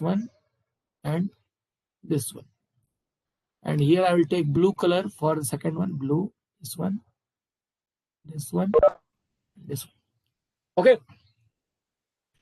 Now, when they are connected to the next neuron, they are connected with some weight value. They are connected with some weight value. Now, what is this weight? This is like you can say a priority. Like suppose there are 3 input. If my output is depending more on input 1, then the weight of input 1 will be more. It will be high. Am I clear? So the weights are initially defined as a random value. And later on, we change the value of weight according to the input. Dependence of output with the input. Okay, so initially we assign any weight value. Initially you can assign any weight value. So right now, if you see, tell me how many connections we have done here. How many connections are there?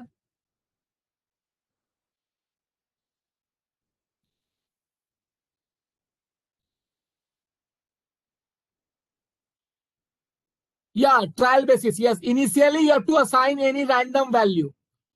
Later on, we will change it. I will tell you how to change it. So initially, how many connections we have done here? Just count the connection and tell me.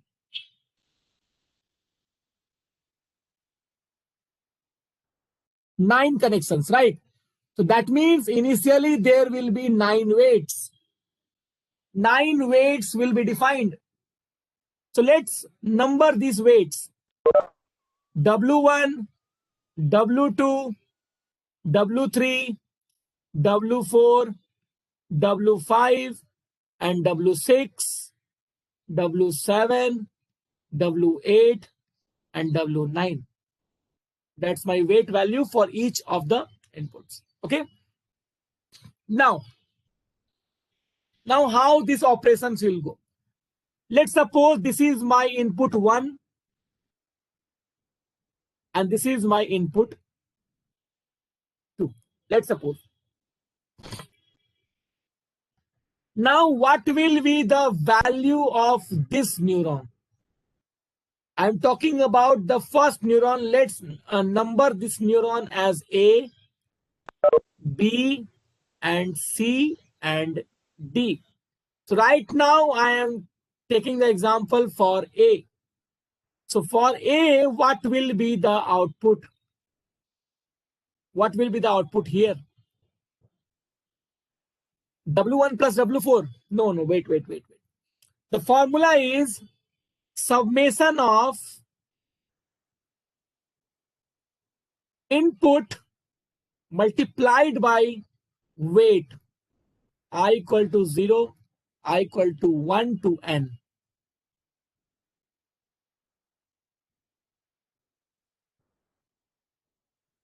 Plus bias. Initially, first of all, you have to apply this formula. So tell me how many weights are there for my this neuron. For my this neuron, how many weights are there? How many weights and inputs are there? 2. 2, W1 and W4, right? That means this will be how much? I1 into W1 plus I2 into W4 plus bias. I'll tell you what is bias. Tell me, am I right? This will be only the formula.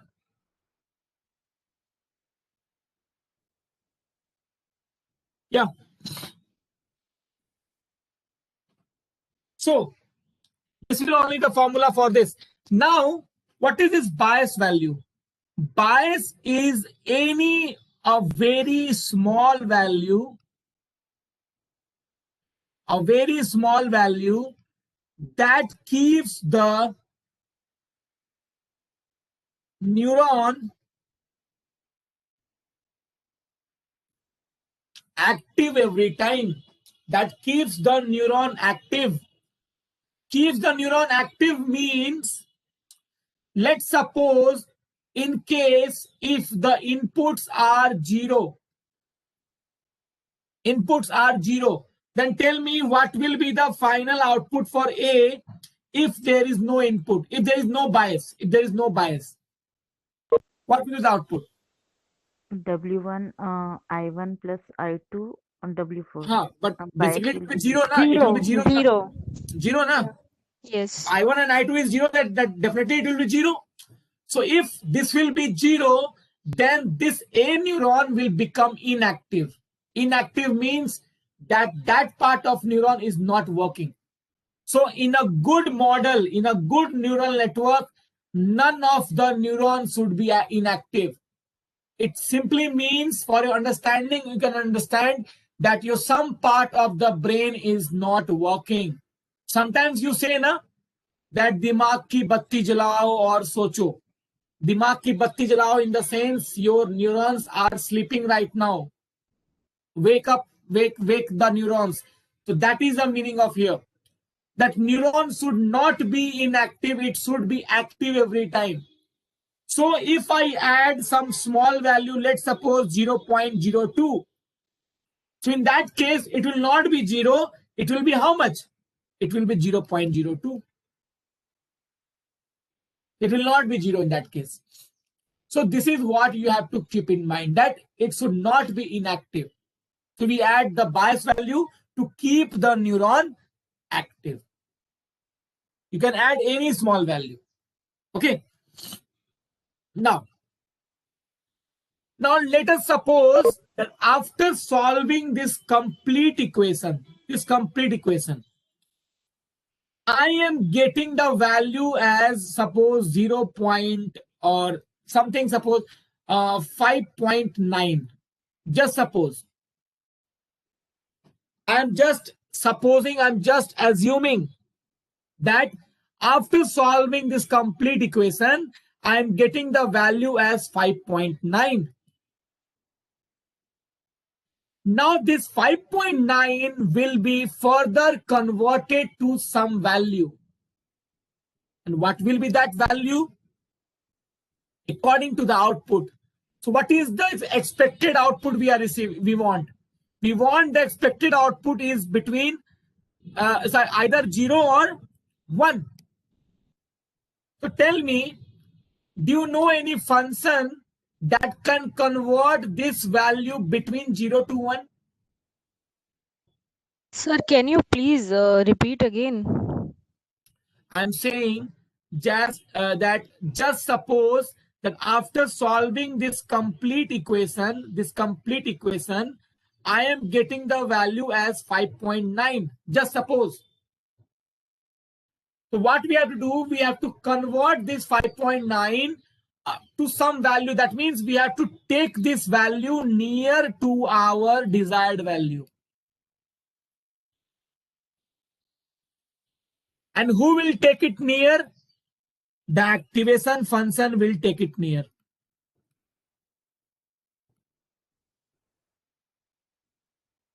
And what is activation function? It is nothing. It is just any mathematical equation that makes the output or input to the near to the desired output. So my desired output is either 0 or 1. So suppose if I am using a sigmoid function. Now do you know what is sigmoid function?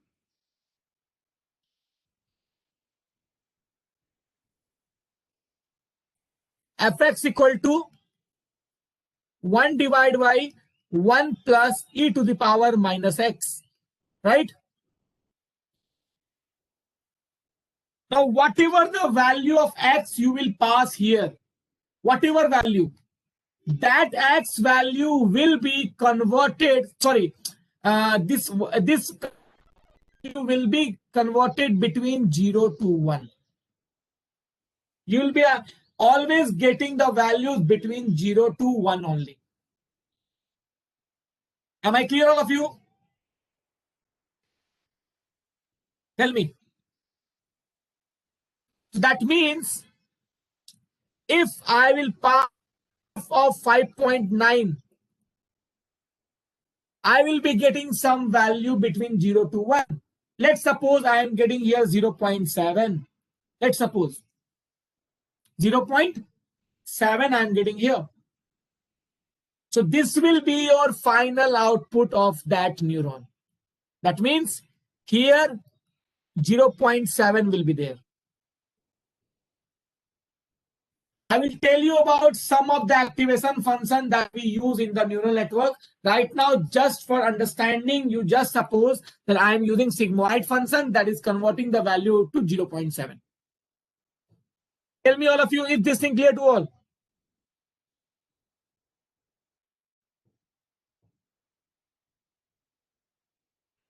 Yeah.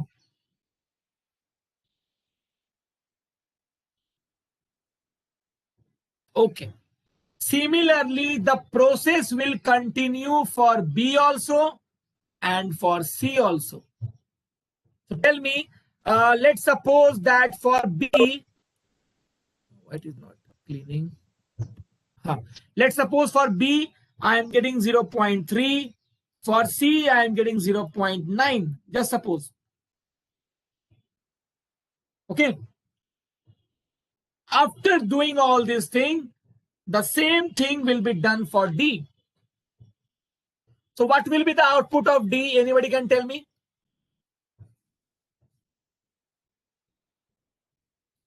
0.7 into W7 plus 0.3 into W8 plus 0.9 into W9.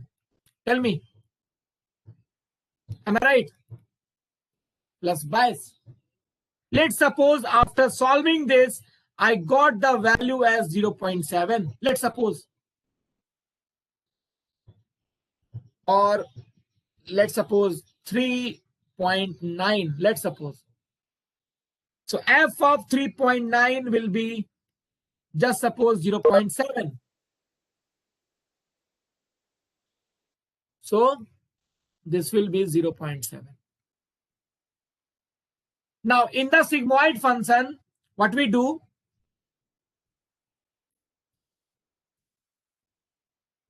This is the graph of sigmoid function. What we do, we take the threshold value as 0.5.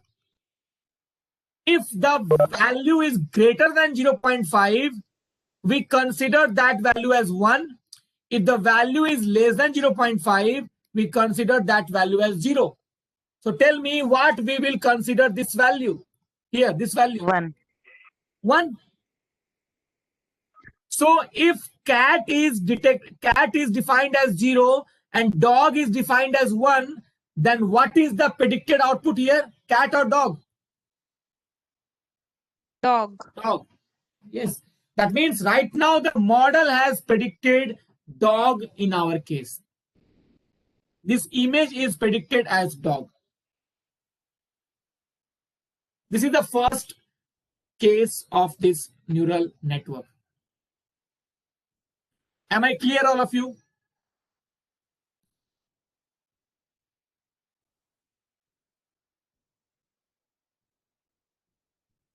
That will be considered also as 1 only. Greater than or equal to 0.5 will be considered as 1.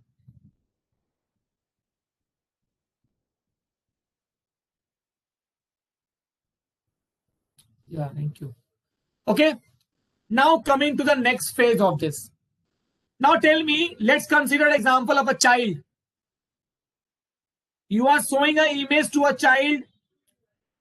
What is that image? Now the cat image, he is telling that as dog. What do you do in that case? You correct him, right? You correct him. Then here how this correction will be done. Now I'm going to tell you about the correction part.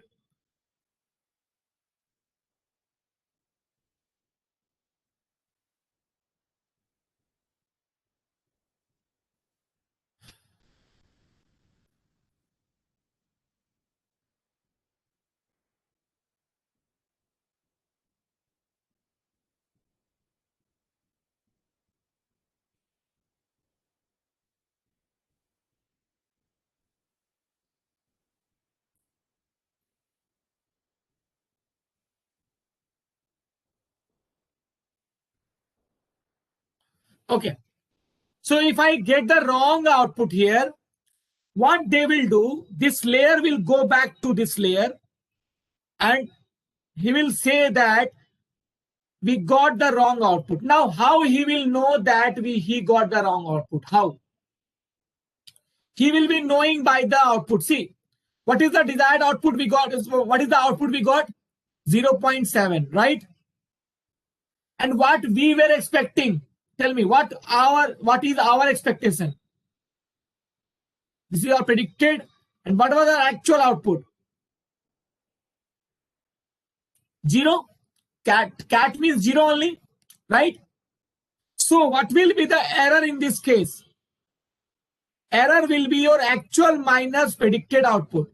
That will be 0 minus 0.7.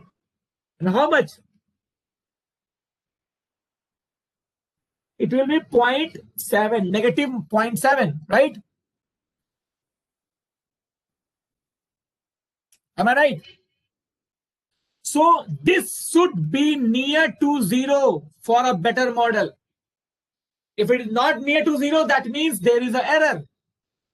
So he will go back to this layer and he will say to this layer that we got the wrong output. Please correct it. Now he will again go back to this layer and he will say here that we got a wrong output. So what they will do?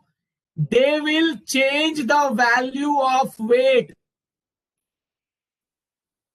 They will change all the 9 values of weight, and changing this all 9 values of weight is known as gradient descent optimization.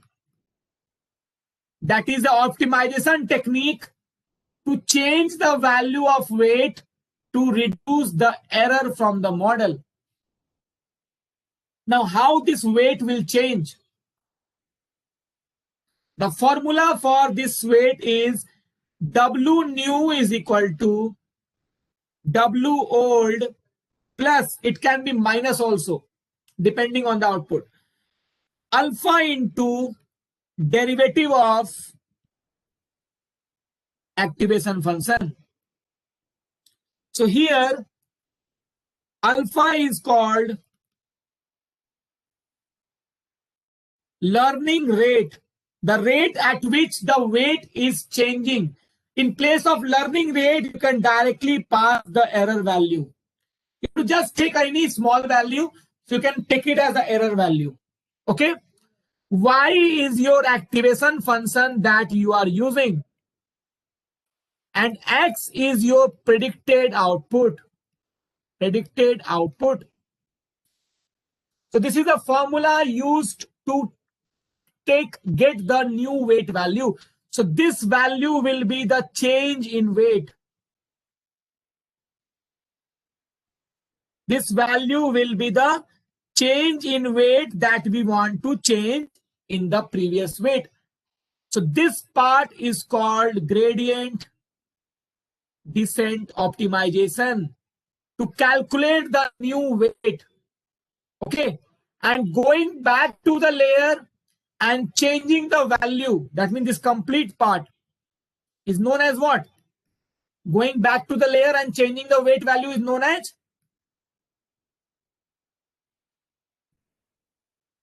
back propagation. Okay. So basically all the weights value will be changed and again the same process will be applied. Again it will check the error. If the error is again high, again it will be changed. So the weight will be continuously changed till we get the least error. Till we get the least error. That's all for this artificial neural network. Tell me, am I clear?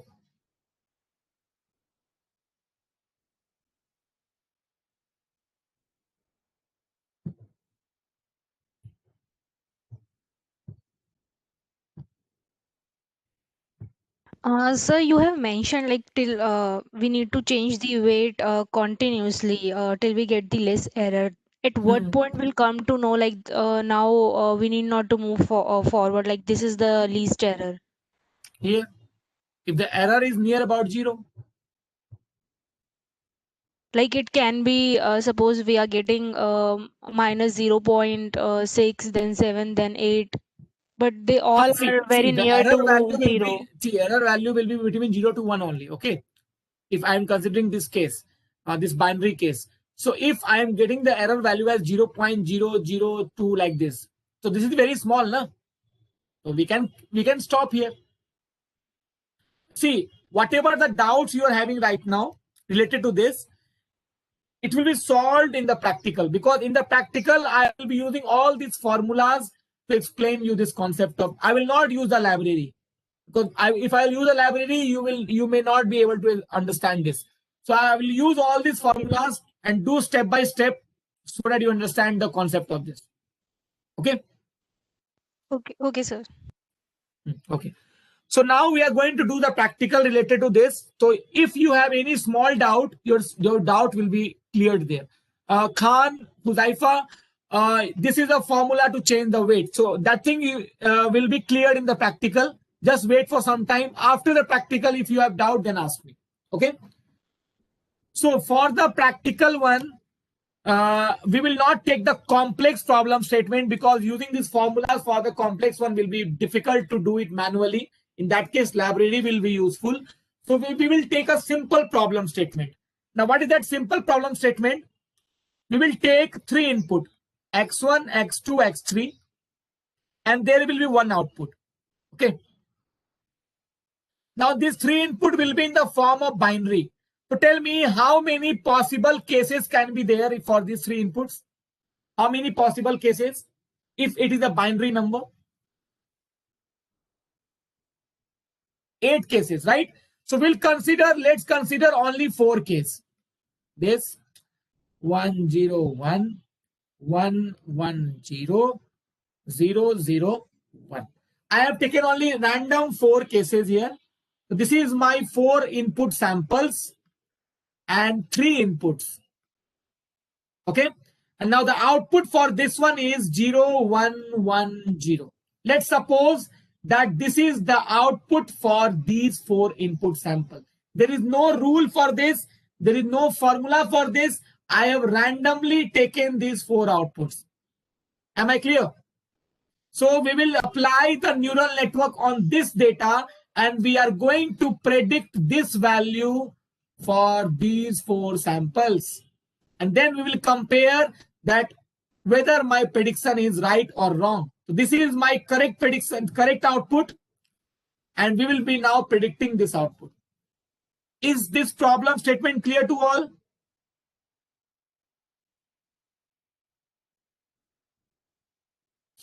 Yeah.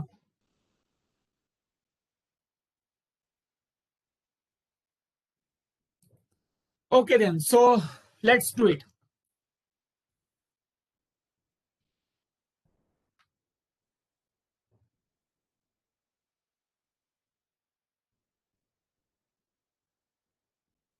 I'll take a new file.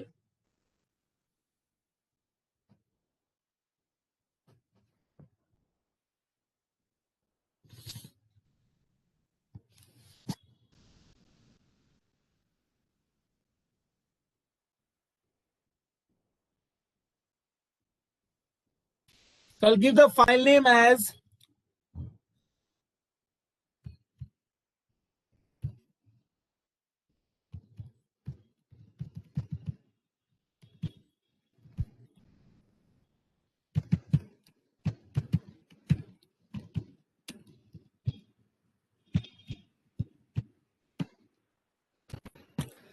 Simple Neural Network from Scratch.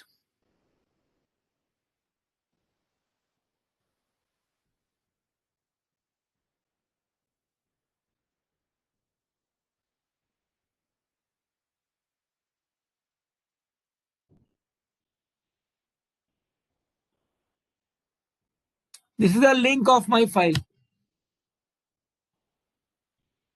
Okay, so first of all, we will create the data set. I will take in the form of array.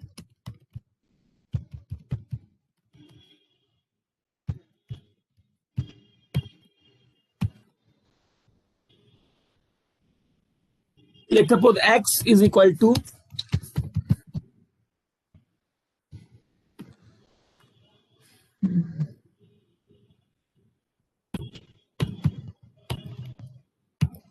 0 1 0 1 0 1 1 1 0 0 0 1.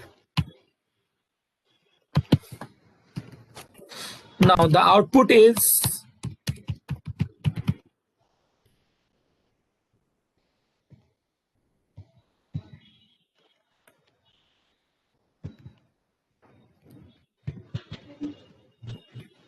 That's my output here. Okay.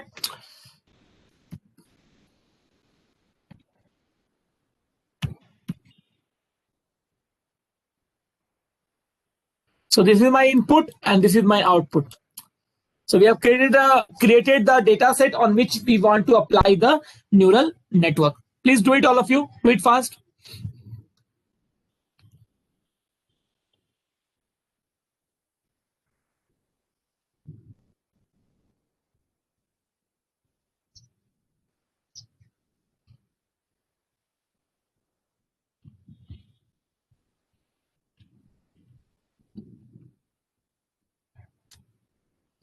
Done. Okay.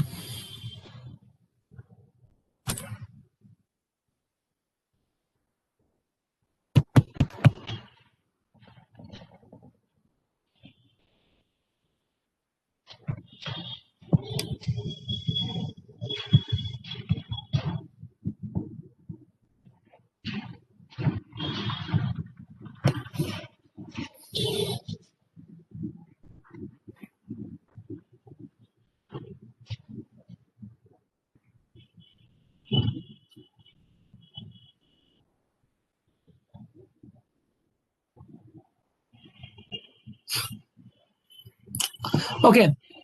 Now my data set, we got the data set. So basically, see, first of all, let me explain you what kind of network we are going to create.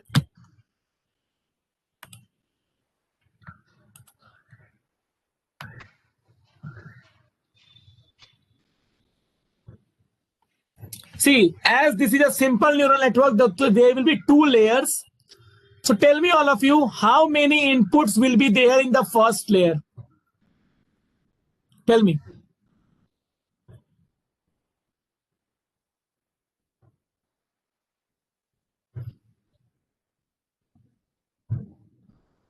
Four. No, there are 4 samples. Inputs are 3 only, na? So this is your x1, this is your x2, and this is your x3, right? Now in the output layer, how many neurons will be there in the output layer?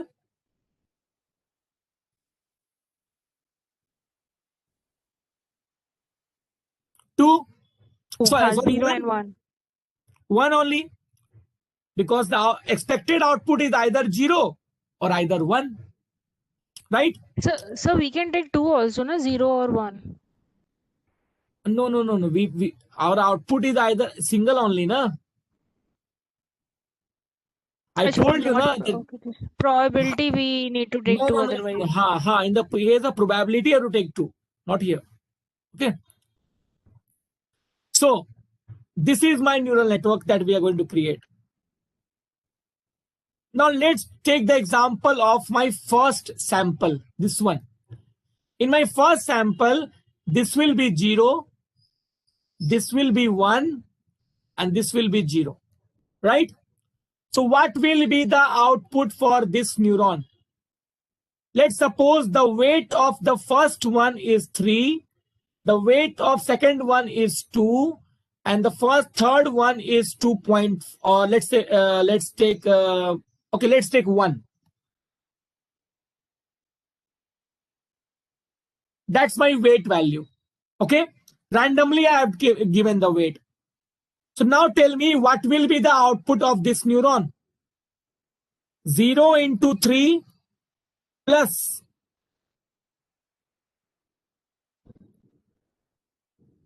1 into 2 plus 0 into 1 plus bias. So let's take the bias value as 0.02. That means it will be 2 plus 0.02, and that will be 2.02. Tell me, am I clear, all of you? This is only enough.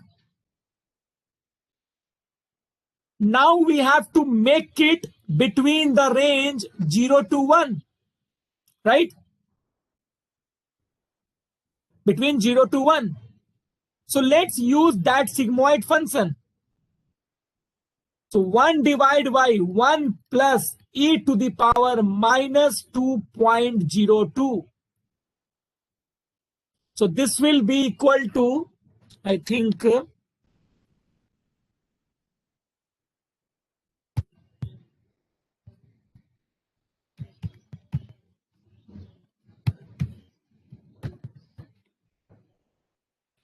This will be equal to 0.88. Approximately, we can say 0.89 or 888, okay? 0.89, let's suppose. Tell me, am I clear? Yeah. So, what we will consider this? 1. 1, right? Now tell me, what is the error in first case? 0.89, sorry, actual minus predicted. So actual is 0 minus 0.89. So the error will be minus 0.89. Tell me, am I right? Yeah. This is your error, which is very high, right? Which is very high. So in that case, we will change this weight value. We'll change this weight value. So the same formula that I explained you there, you have to take the derivative of that and again apply the same process. So let's do it there. So I hope the concept is clear, all of you now, what we are going to do right now, how this is going to work. Same way it will be done for every samples. Okay. So now let's come back here. So tell me, first of all, what we have to do here. First of all, what will be the first step here right now?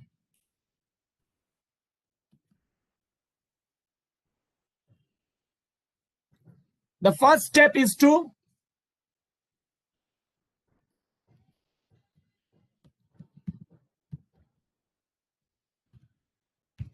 assign the weights.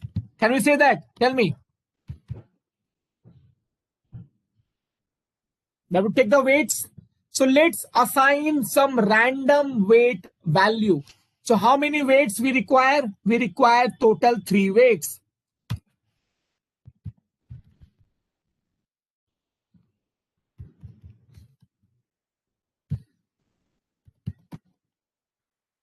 Random dot random. It is a function that creates a weight value. A random value, sorry, random that generates any random number of decimal float number basically. So I will pass here 3, 1. That means I am generating a 3 cross 1 matrix of weight. Why 3 I have taken here? Because we need 3 weight.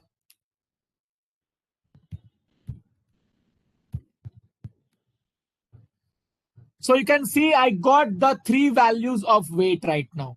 So see, every time if I execute this, it will give me new value because it's a random value. What I will do is I will fix the value of weight. To fix it, I can write here np.random.seed. And let's pass any value here. In this seed, you can pass any value. 1, 2, 3, 5, 6, 7, 8, 9, nothing, anything.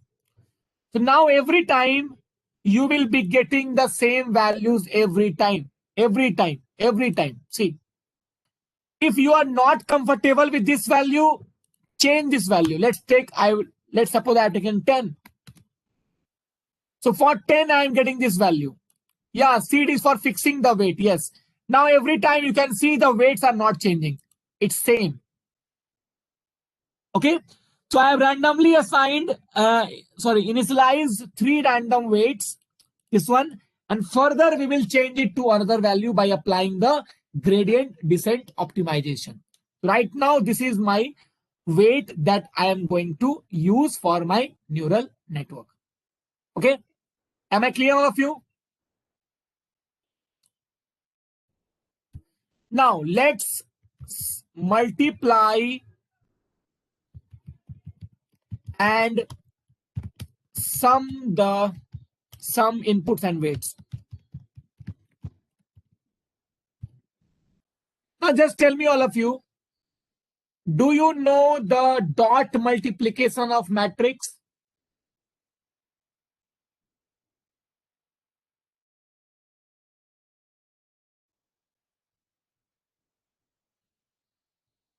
Yeah.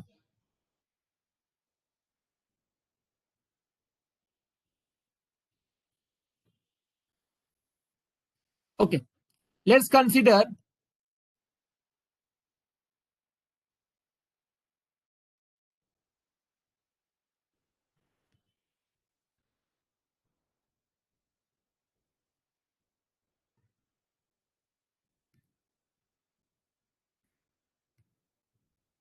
tell me this is my input matrix na. Tell me. This is my input matrix. If I do the dot multiplication with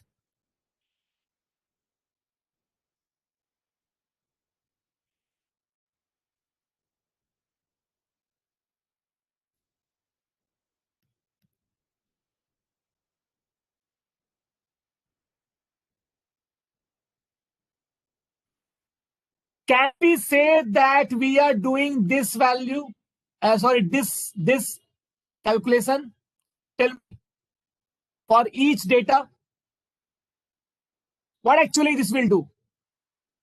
0 into 0.77 plus 1 into 0.02 plus 0 into 0.63. Right? Then again here 1 into 0.77 plus 0 into 0.02 plus 1 into 0.63. Similarly for other two also. Tell me this is only it is doing na?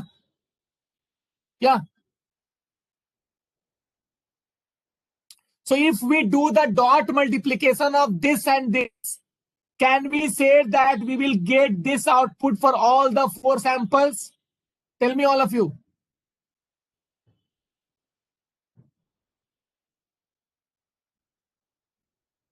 Yeah, please reply. Right? So let's do that.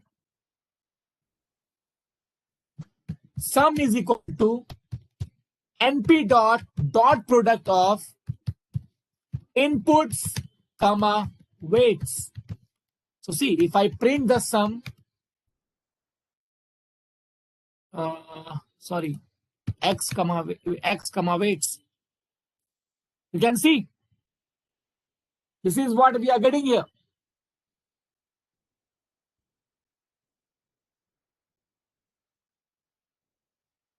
See, only this one, if you multiply this, you will get this one only, na 0.02. So see 0.02. If you do this one and this one will be added, right? So if you add 0.77 and 0.63, you will be getting 1.40, right?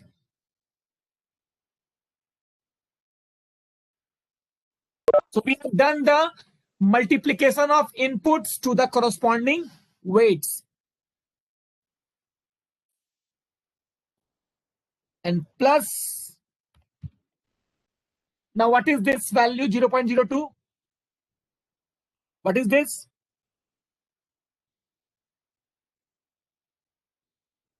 Yeah. Bias, correct. This is a bias.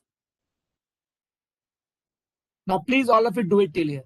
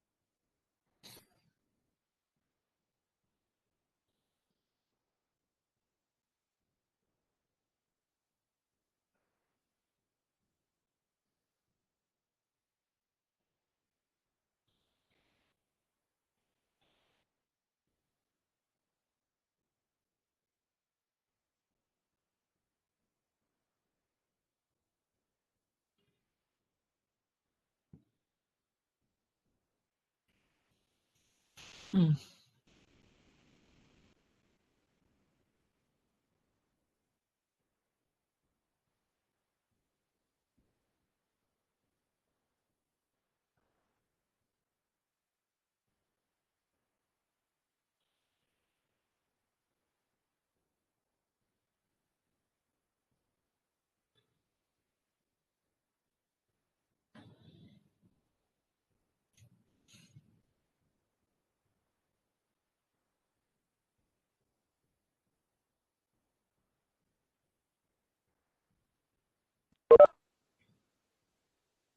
Done. All of you have done.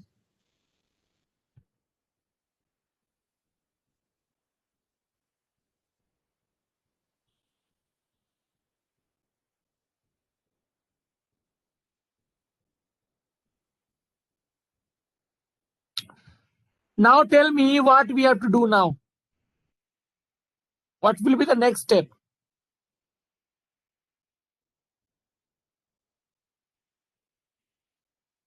Converting this into 0 and 1 we have done. Basically, we have to predict now. Why pred? The prediction value. So how to get the prediction value? By passing it to the what? Activation function. Am I right? So let's create activation function, right? First of all, let's create a function def activation. I'm giving a name as activation only. And which function we will make here? We are going to make a sigmoid function. Okay. So what it will return? It will return. Okay, here I will pass x. It will return 1 divided by 1 plus exponent of, that means np dot exponent. This is e to the power minus x. So if I execute this, now whatever the value I will pass here, any value I will pass here, that will be converted to 0 to 1. Whatever value we pass, it will be always between 0 to 1 only. See, it will be always between 0 to 1, any value.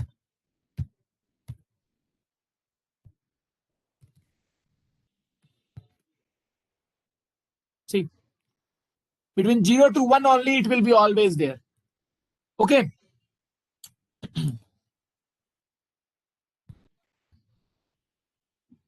See.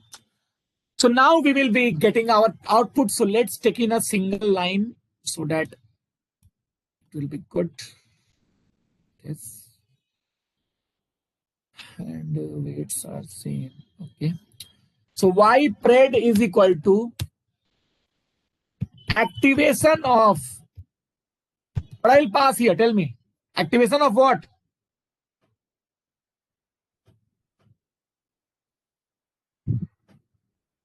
Activation of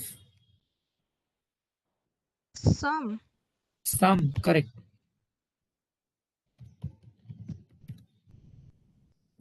So this is my prediction output. So if I round off this, what will be this value consider? Tell me, 0 or 1?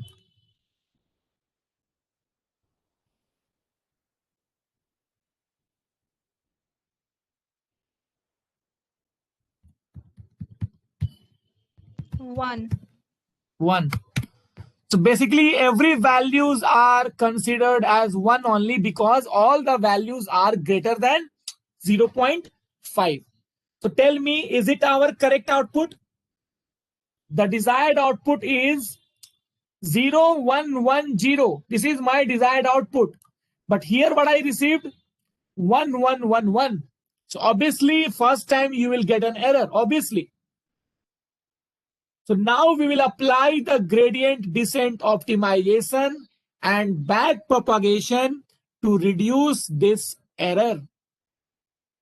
So all of you please do it till here, then we will do the next step.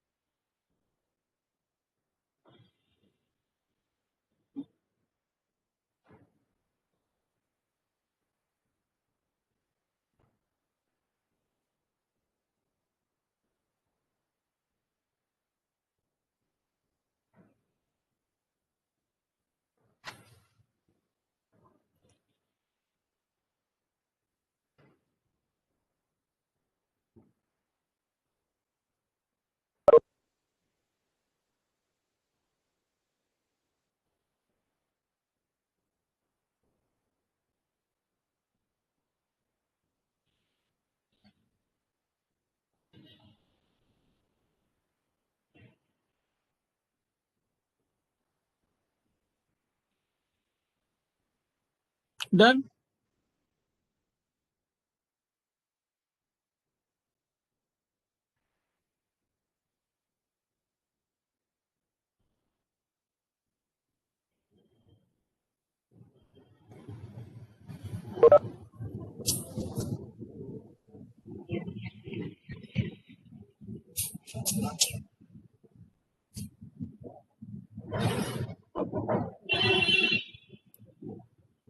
Okay. Now let's reduce this error. So before reducing the error, let's calculate the error first.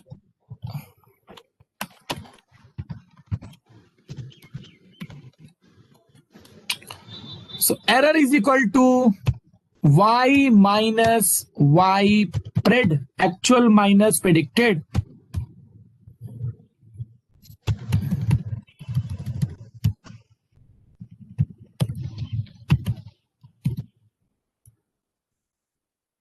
Now this is what we have to reduce to 0. Okay. So now let's do it to reduce to 0. So now we have to apply this function, this formula, this one. So let's make the function to calculate this part. Okay.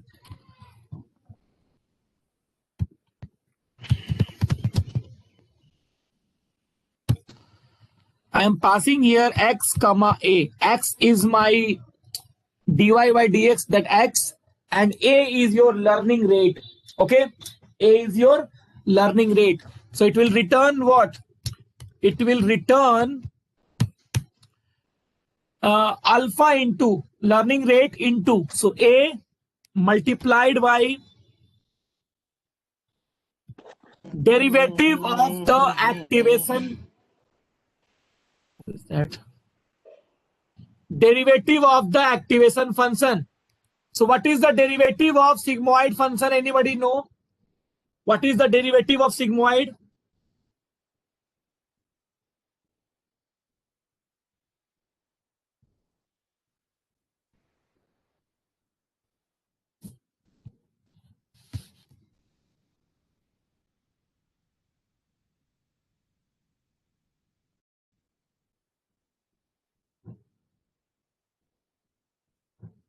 What is the derivative of sigmoid?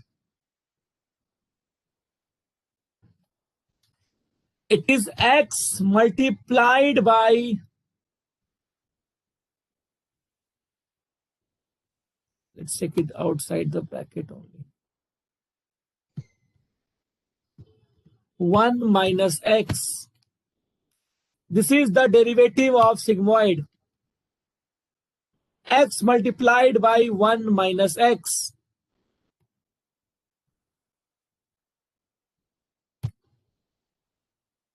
Okay, that is the derivative of sigmoid. Okay, so basically what we have, what? So please repeat like this code what we are doing in this. I mean in this 2 line of we code. are creating the function for this part. Alpha into derivative of the activation function. So alpha is your a here. Okay, so a into derivative of sigmoid, you can search or you can calculate also, but in Python you cannot calculate, but you can search here, you will get it. Derivative of sigmoid function. See. Why it is taking?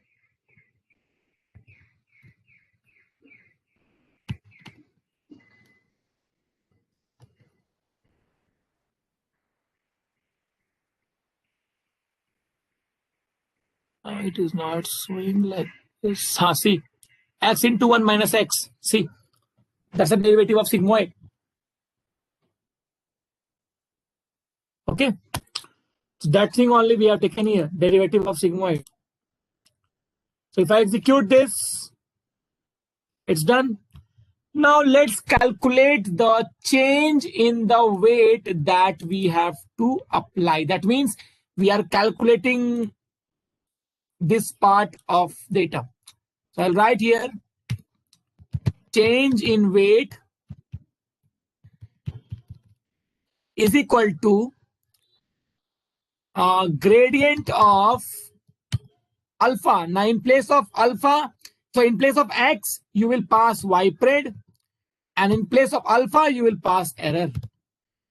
So this is the change in weight that you have to do to your previous weight. And this step is known as gradient descent. Now we have to do this part, making the old weight change to the new weight. So when you apply this new weight, you have to do the dot multiplication again, and then you have to apply. Okay. So I will write here weights equal to, that means I am replacing the previous weights plus np dot product of input comma new weight.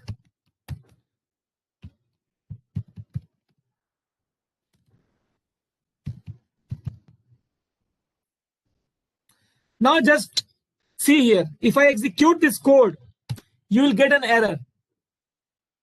What error we are getting? 4,3 and 4,1 not aligned. Tell me, can we do the dot multiplication of these two matrices? Tell me. No, sir. Size should be same. It should be, see this 3 should match with either here, right? So what we can do, if we take the transpose of the x, transpose means we are making it to 3, 4. Then can we do that? Yes. This 4 will match with this, right? So we are taking transpose x dot t, that means we are taking the transpose, and then now let's print the error. So tell me, do you find any change in the error? Just compare and tell me. Do you find any change? Or is it same? Same. Yeah, it's same. So if I execute this code again, now tell me. There is a So basically now there is a change in the weight error, because here we have applied one time. So if I do it again and again, you can see the error is reducing. So what can we do to make it near to 0?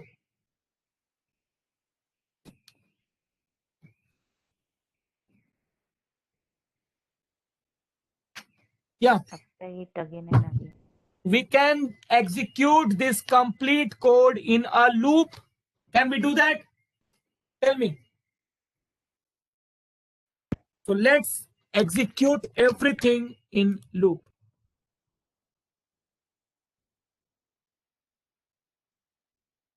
For I in range, let's do it for 500 times.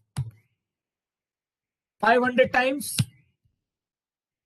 Why this noise they are creating?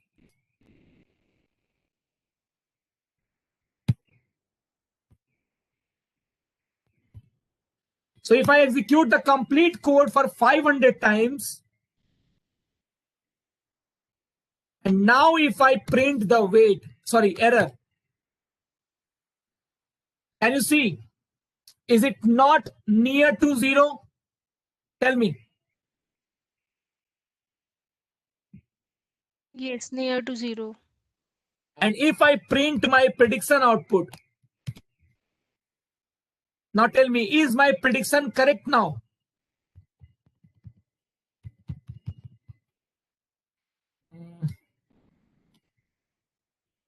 See, tell me, is this prediction correct? 0, 1, 1, 0. So finally, we got the correct prediction value. So please, all of you, complete this now.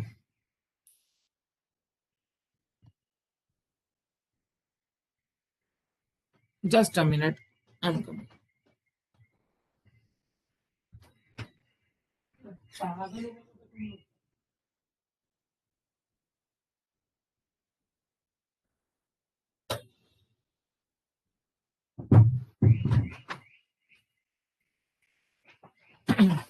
Okay.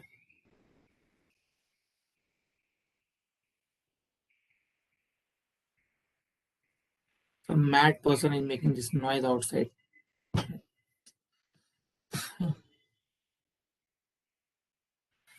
Okay, please do it. I hope now the concept of neural network is clear to everyone. Those who have some small doubt or something, tell me. Now I hope it's clear.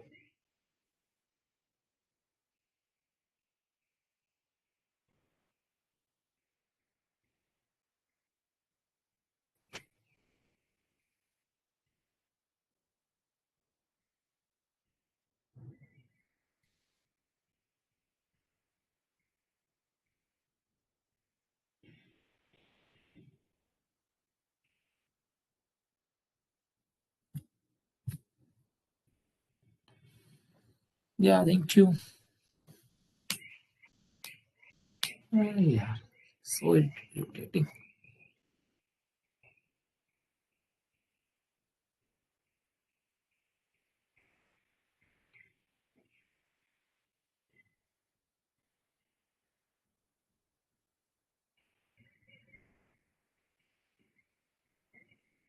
In real data, we cannot get this much. 90-95% you can get. 90-95%. But not 100. 100 is not possible every time. But 95-96%, 97%, that is possible. Okay.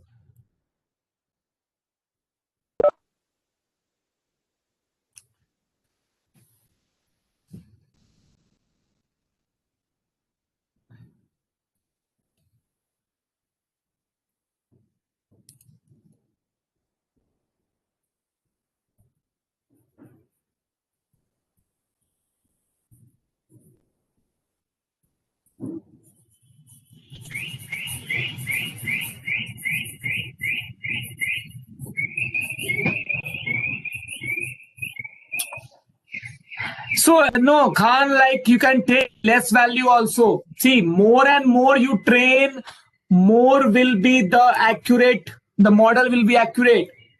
If I train it again 500 times, the error will be more less. So that's the thing. More and more you train, more the accuracy will be there. Less error will be there.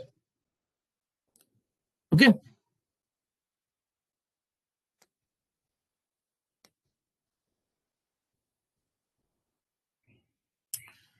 It can give overfitting also, but you have to keep that thing also in mind. It can give overfitting also. But that we check in the real data. In the real data, we don't take 500,000 or like this. In the real data, we have to take them. When you reach that particular accuracy, you can stop. Like if you are getting 95% maximum, you are not going beyond this, and you can stop there. That's a heat and trial only.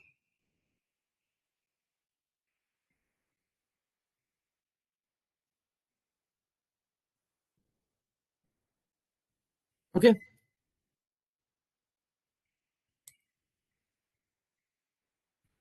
All of you completed?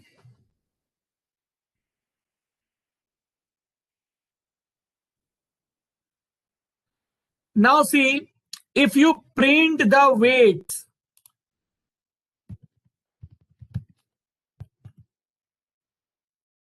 so this is your final weight that has been declared here.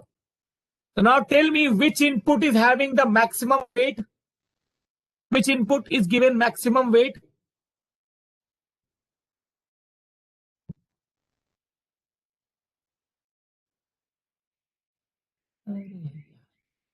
Tell me.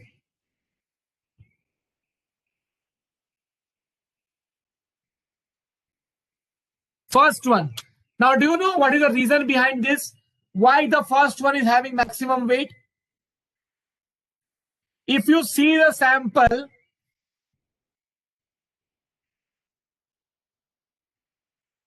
can you see that the output is stored depending on input 1? Can you see? Exactly the same. Tell me.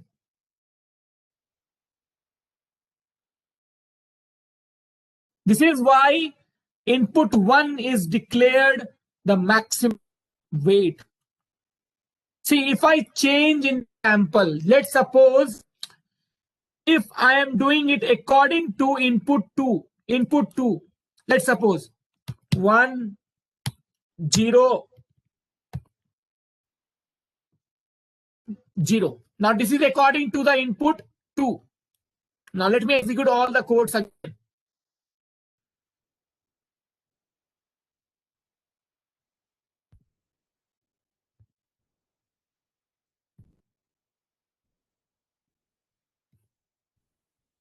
Now see which input is declared most high weight. Second one. So as I told you in the beginning, that weight will be more where for more whose dependency for the output will be more. So this is how your neural network work. So I hope this thing is clear to everyone.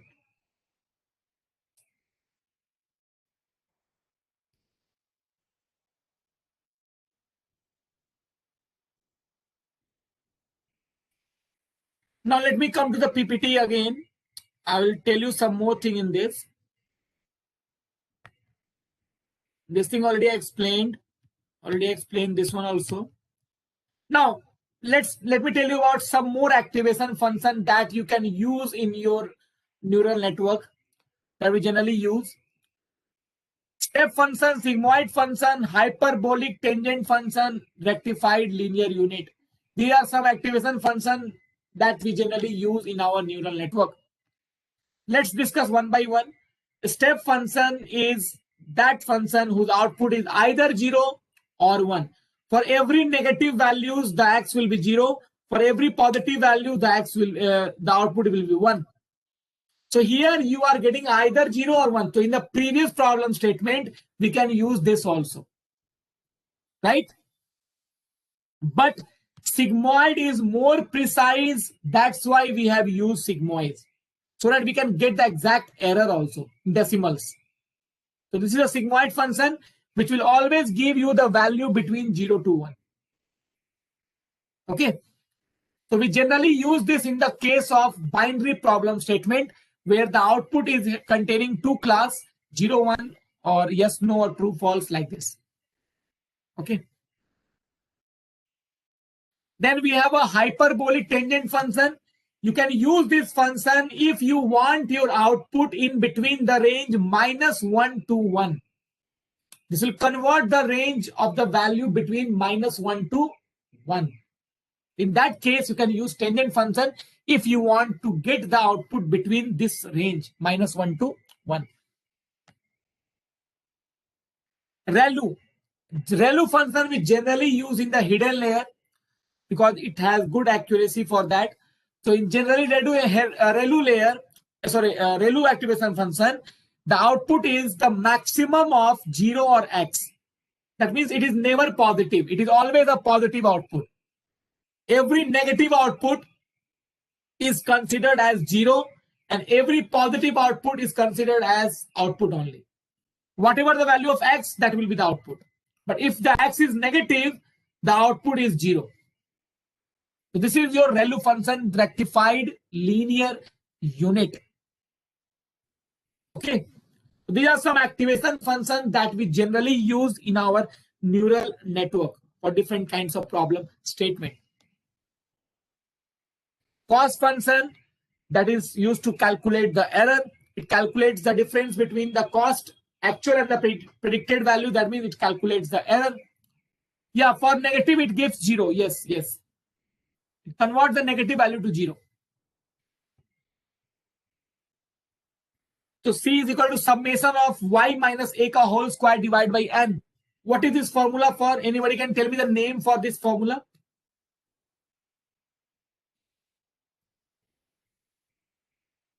Yeah.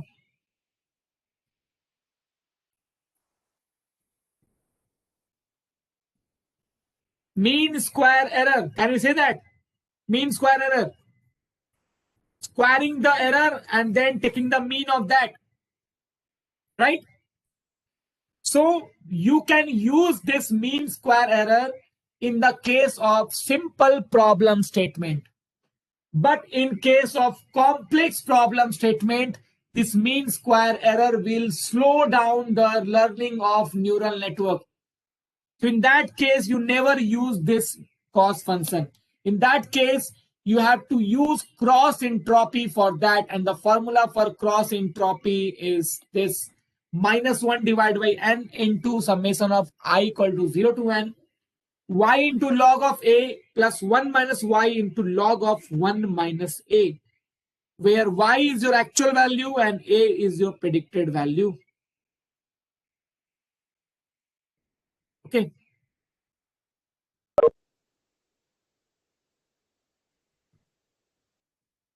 Gradient descent that I've already explained. It is an optimization algorithm for finding the minimum value of a function to reduce the cost. So we change the value of weight, and to reduce the cost, you can see this is the first one is the initial weight value here. This is the initial weight. So we are changing the weight value till we get the least error. So after this, the error is increasing. So it stops here only. So this is the gradient descent optimization to change the value of weight till you get the least cost. Least cost means least error.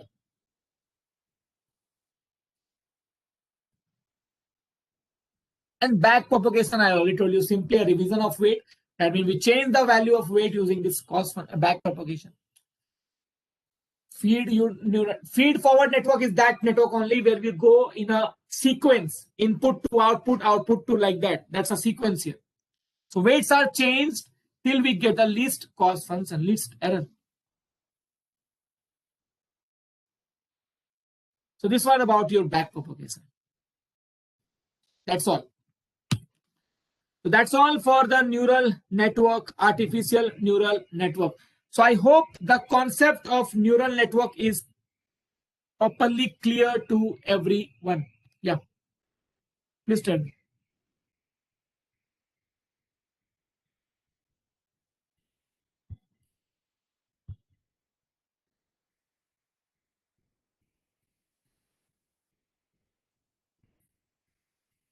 Okay.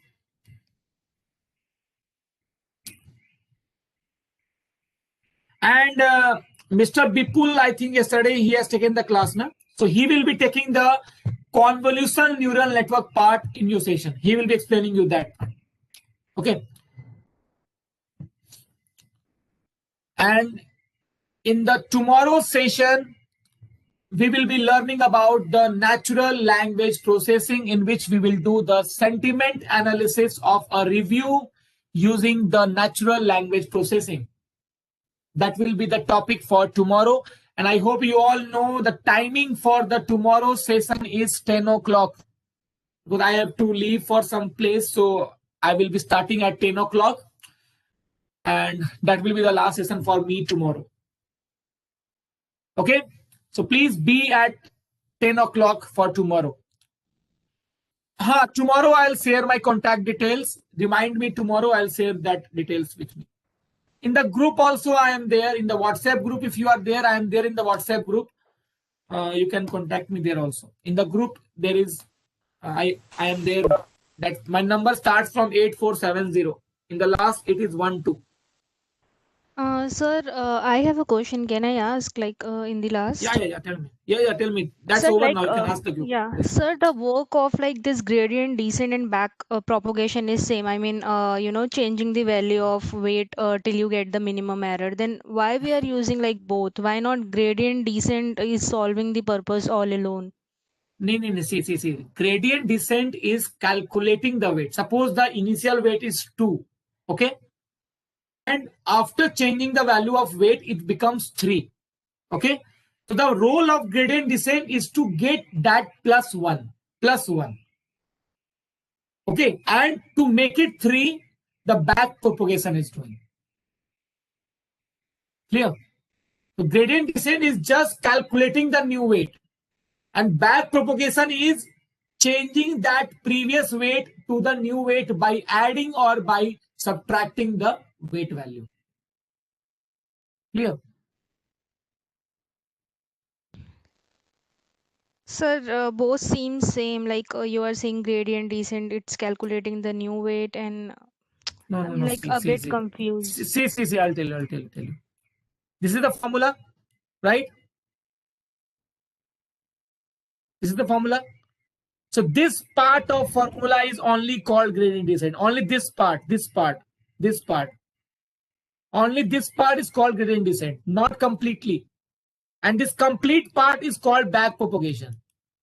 That means we are changing the previous weight. That means suppose my this W old is 2. Okay. After solving this, I get 1. So this 1 is your gradient descent. This 1 I have got through gradient descent. Now 2 plus 1 is done by back propagation.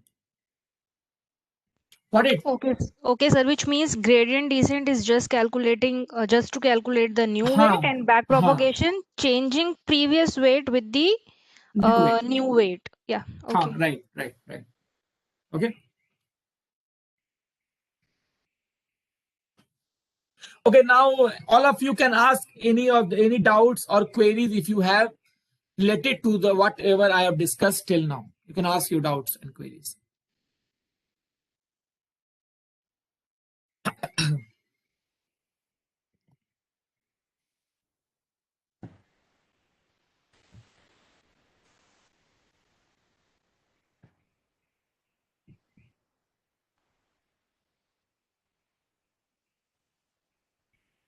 Okay, I think Umang, Yes, sir. everybody's asked all the questions. So I hope so. Yes. actually, you elaborated all the things and also you cleared all the doubts. Right. Okay, then. So we will meet tomorrow at 10 o'clock in the morning. Okay. Yeah. Okay, sir. Okay, all of you. Bye. Take care. Have a great day. Okay. Thank you, Umang. Thank you. Okay, Umang. sir. Welcome, sir. Bye.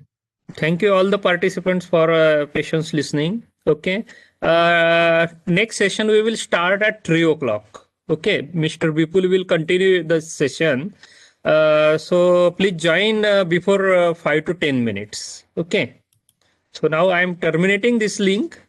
Okay. You can join through the same link only. Okay.